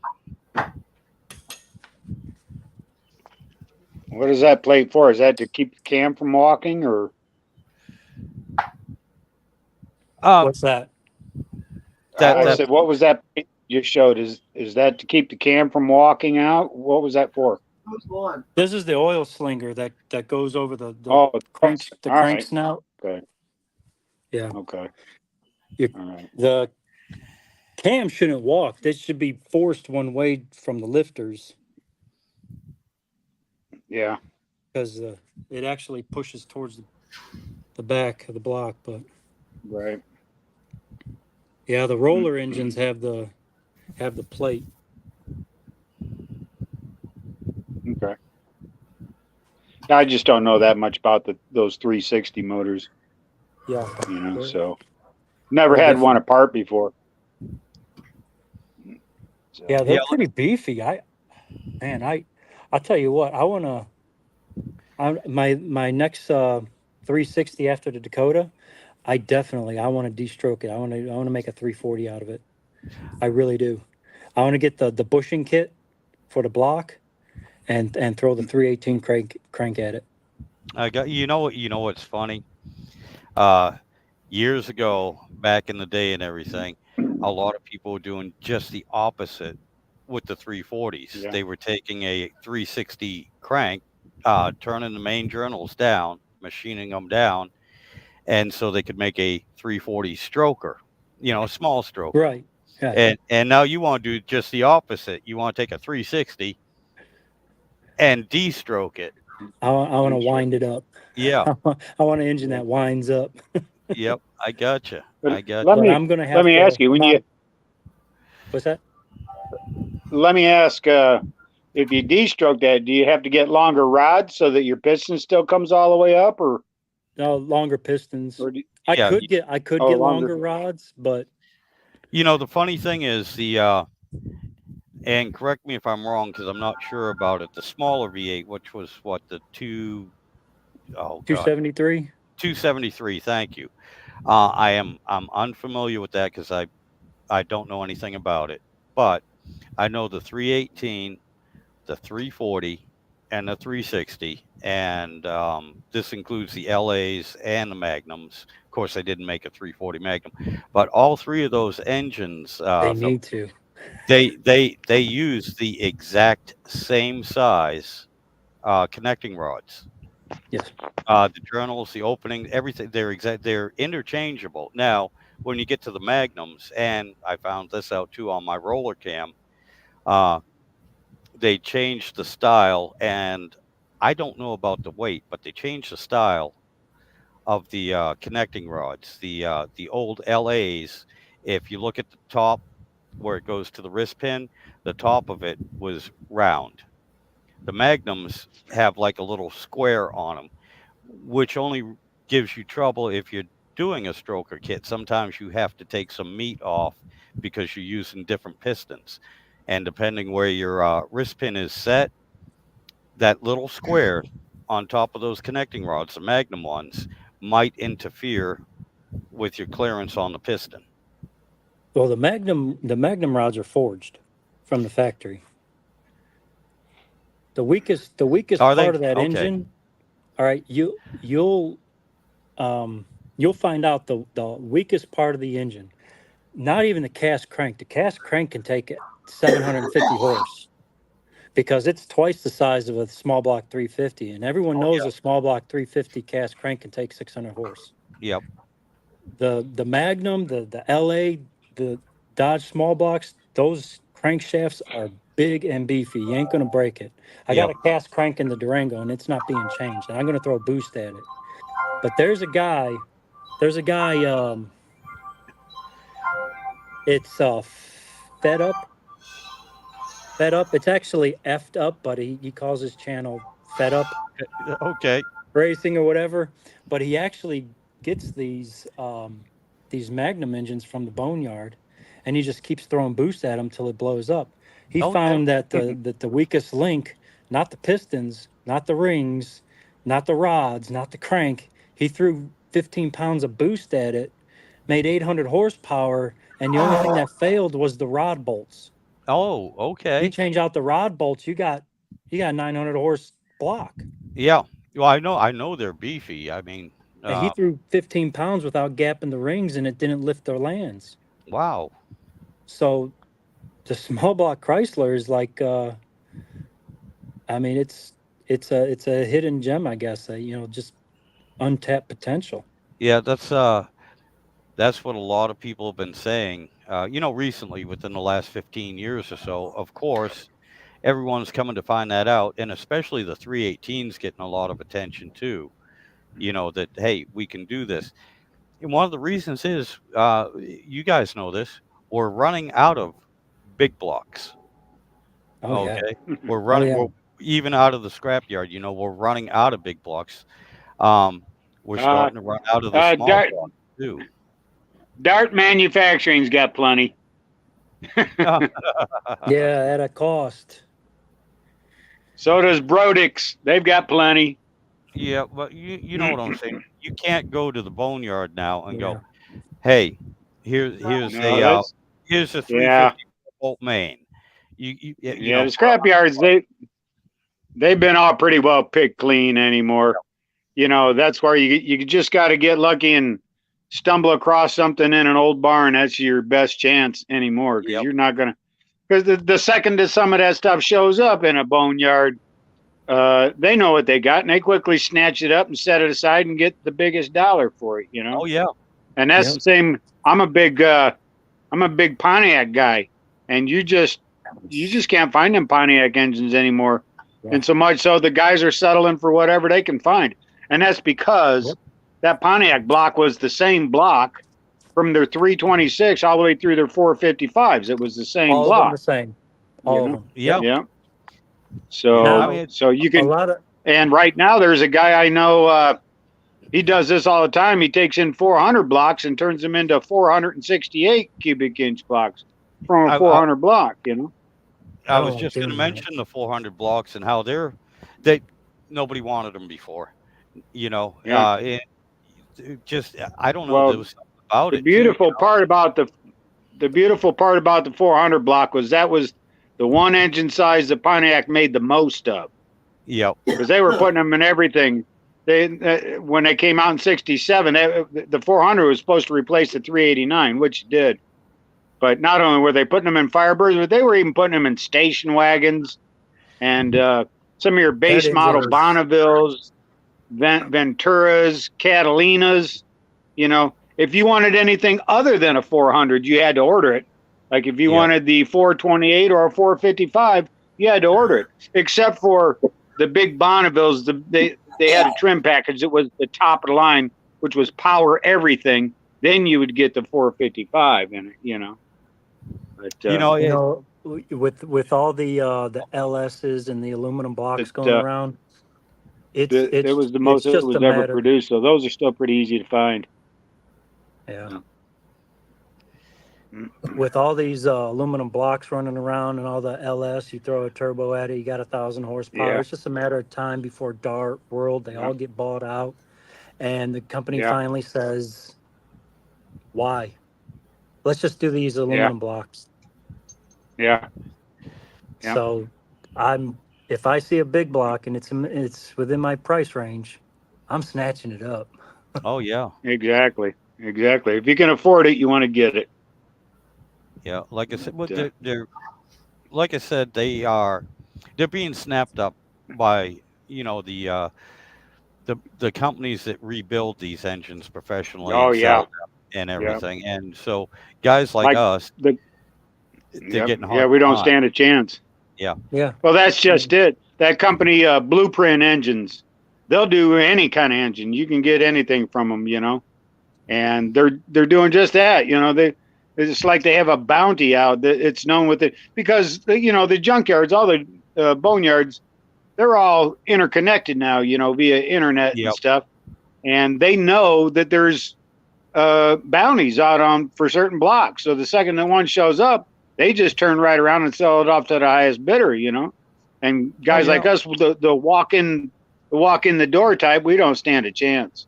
Yep. Yeah. And Now there's again, since MOPAR stopped making the 318, 5.2 liter, both the Magnum and the LAs and the roller cams, and the 360. Since they stopped making them in the last 15 years or so, they have become very popular for guys like us that are trying to build something.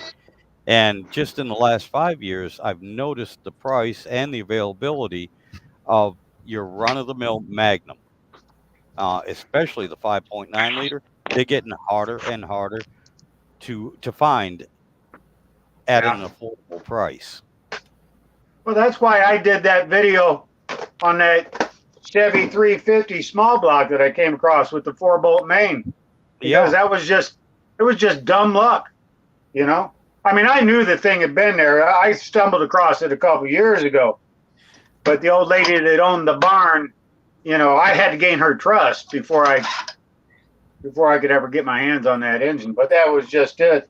When I finally was able to obtain it, you know, I made a video of it, you know.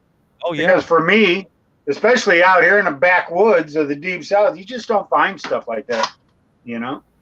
And everything's all COPAR and you know, and that kind of stuff. That's your only chances of getting anything, you know. Yeah, and it used to Copart. They got really tight with their bidding too. So now you no longer have a free service. You have to have a membership, and then you got to go through a broker now. Oh, so good. it's not the Copart that, because I used to buy 3-4 cars at a time and build 2 really good ones and sell them. But Copart's changed. Now, what?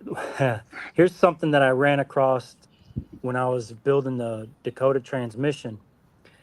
You want to make an easy $750 a day? Yeah. Go to your local. I'm listening. Go to your local. Like we have TPU in Georgia here. I was talking to the guys there. If you got a 646 core and it has a torque converter, they'll give you $1,000 for that transmission. Oh my God. I go to pull apart or LKQ. I can pull 3 of them transmissions in one day. I can spend $250 buying those transmissions, and I can make $750 a transmission. They are hurting for 646 parts right now. Now people are using them. You know what, Damien? This is one of the few times that I really like having a small channel, because that information you just put out, it's not like saying it on Uncle Tony's Garage where you have 2 million people watching and catching on. Right now, you know, I got a little bit over 500. You can edit it out. Well, I won't tell anybody.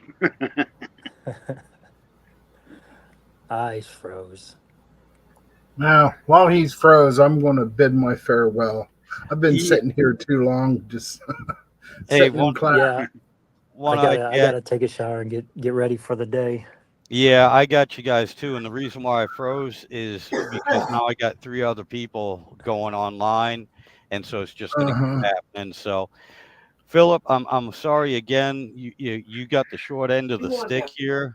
Yeah. Yeah, you screw me every time, don't you? I know it. Yeah, it's not on purpose. I really enjoy talking. You invite me on just to hang up on me. Yeah.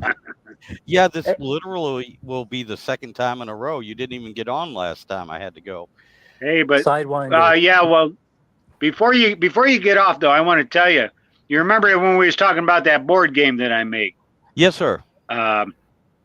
You need to give me some way that I can either email you or something, so I can get an address. Because I have one other one that I did not complete that I would mail to you and let you complete it, and then you'd have one. Oh, that would be awesome, sir. Yeah, you know what? As a matter of fact, on my YouTube address there, I'm going to put my Facebook link or address on it, and that way there you can go to Facebook, and then we can instant message, and I can give you everything in private. Right. Okay. All right. Yeah. Well, that'll work. I mean, Facebook is not my favorite place to be, but I'll find somebody. Yeah. Facebook. Yeah, and I'm sorry, Damien. It didn't even click on me yesterday when you were commenting that I was talking. I was such I figured it's not like we talk on a daily basis. You either forgot or did. It's no big deal. I get it. I just get it. Overlooked. One last thing I want to tell you about the transmission. Yes, sir. I did put it in my comments on the YouTube channel, but that intermediate, this right here. Yes, sir. This shaft. Yes.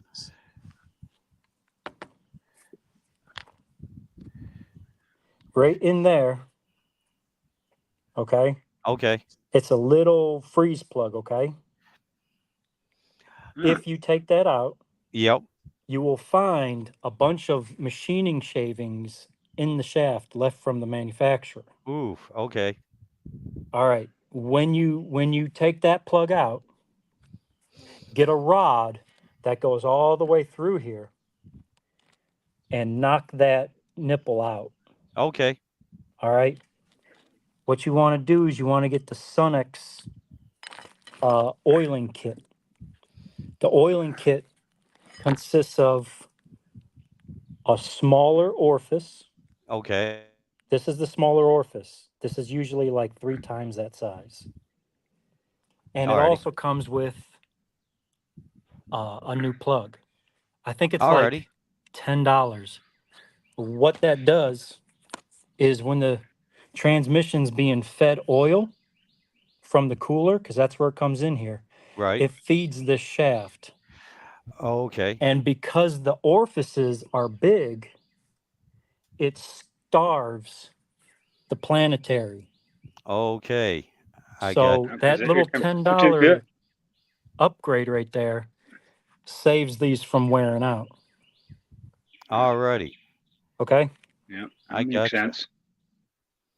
So, and I also chamfer all the oiling holes. Okay. But yeah, just I mean it's cheap insurance. That's the way I look at it. I gotcha. I gotcha. I So appreciate it. I appreciate it, man. Thank you. And matter of fact, I saw it, I think it was on your live stream I was watching where you mentioned that okay. as well.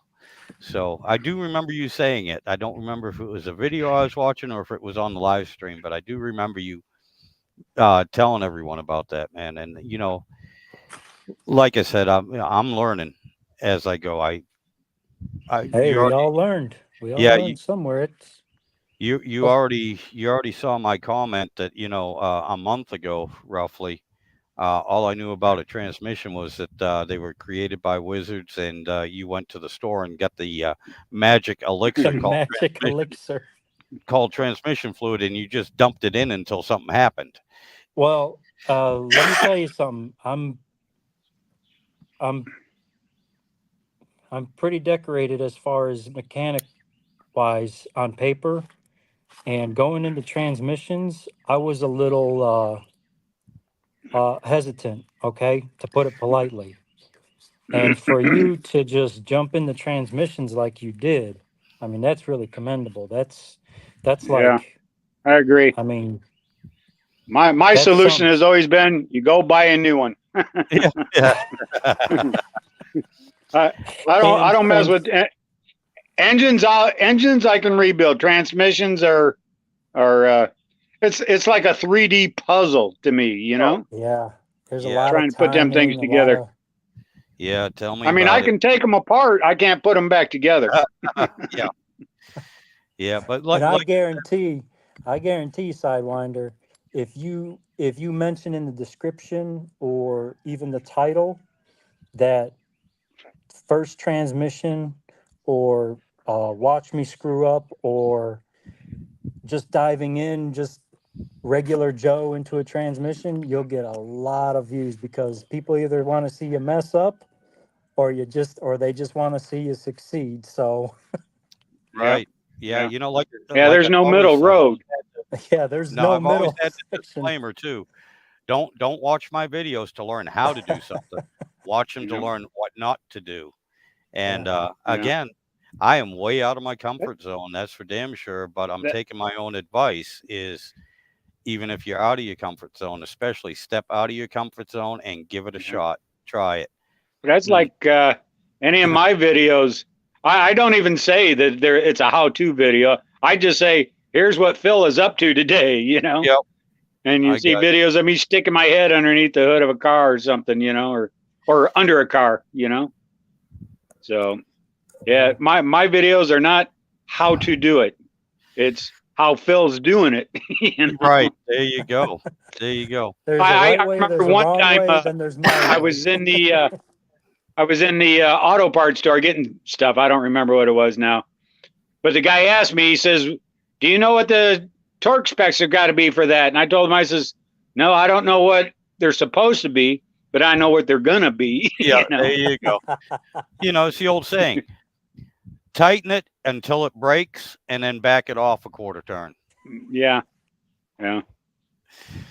But, Well, I have noticed it. Like a lot of these, they got that show, How It's Made, and they do Oh, a yeah. series on dream cars, you know? And Yep. it's amazing how a lot of those high-end, world-class sports cars, they're still doing a lot of old school stuff. They turn it down to a certain torque sequence, and then they crank it another 90 degrees. Yep. You know, that's the torque sequence. You know, Well, like a head bolt, for instance, they'll turn it down to 90 pounds and then crank it another 90 degrees. You know, and that's Like I pretty much said, old school. That's how they used to do it. yeah, working There on was aircraft. really no torque gauges back in the old days. Back when Henry Ford was putting stuff together, that's how they did it. You know, they'd run it down to, you know, to where everything's seated, and then they would crank it another 90 or 180 or 360, and then that was close enough. You know. Yeah, to this day, a In lot fact, of propellers on your aircraft, they tell you use a 3-foot breaker bar, Yeah. a 2-foot extension on that, and hang on it. Don't jump on it, but hang 180 pounds. So if you happen to be a mechanic that weighs 180 pounds, you're all set. If you're a 200-pound or 150-pound mechanic, you're kind of guessing around there. And, you know, this is not something that's trivial. This is the friggin' propeller. Yeah. And to this day, that is the torque spec. Yeah. But with a propeller, you really don't want that thing coming off on you, you know? No, and you know what the main purpose of a propeller is to keep the pilot cool. Because I will tell you what, if you've ever been in a small airplane and that propeller stops spinning or it flies off, you look at that pilot and he starts sweating like crazy. He gets very hot. The main purpose of the propeller is to keep the pilot cool. You keep the pilot cool under those conditions, huh? Yep. But, you know, that reminds me of there's this fella that I used to work for. He took me to this air show down here at Eglins Air Force Base. And we're sitting there watching all these planes perform. And he says to me, he says, you know, you really think about it. It's not the wings that make it fly. It's the horsepower. Yeah. You know, you take away that horsepower, they're not going to fly. No. And I've made comment like that because you'll see like a drag race video where a car just takes off into the air, you know, and it's got no wings. It's all that horsepower that made it take off into the air, you know? Yeah. I've seen guys with lawnmowers take flight, you know? Yeah. Flying is easy. It's the landing that usually gets you. Yeah. That's the hard. But once again, I also cite. I'm sorry, you need to get off. Yeah, I was gonna. I gotta go. right. I'm hearing the wife too, so you know the boss is calling. But all right. my God, and Dean Stevenson, thank you for stopping in real quick, buddy. I'm sorry you caught the tail end of this. But y'all take care and look for me on Saturday morning too sometime because I'm probably gonna do another live if y'all are interested. But yeah, I gotta go, guys. Y'all take care. It's been great. Right. In the meantime, I'll try to find a way to get your address and mail you stuff. All right. So. Yes, sir. Yes, sir. We'll see you guys. All right. Y'all take care. We'll see you. Thank you.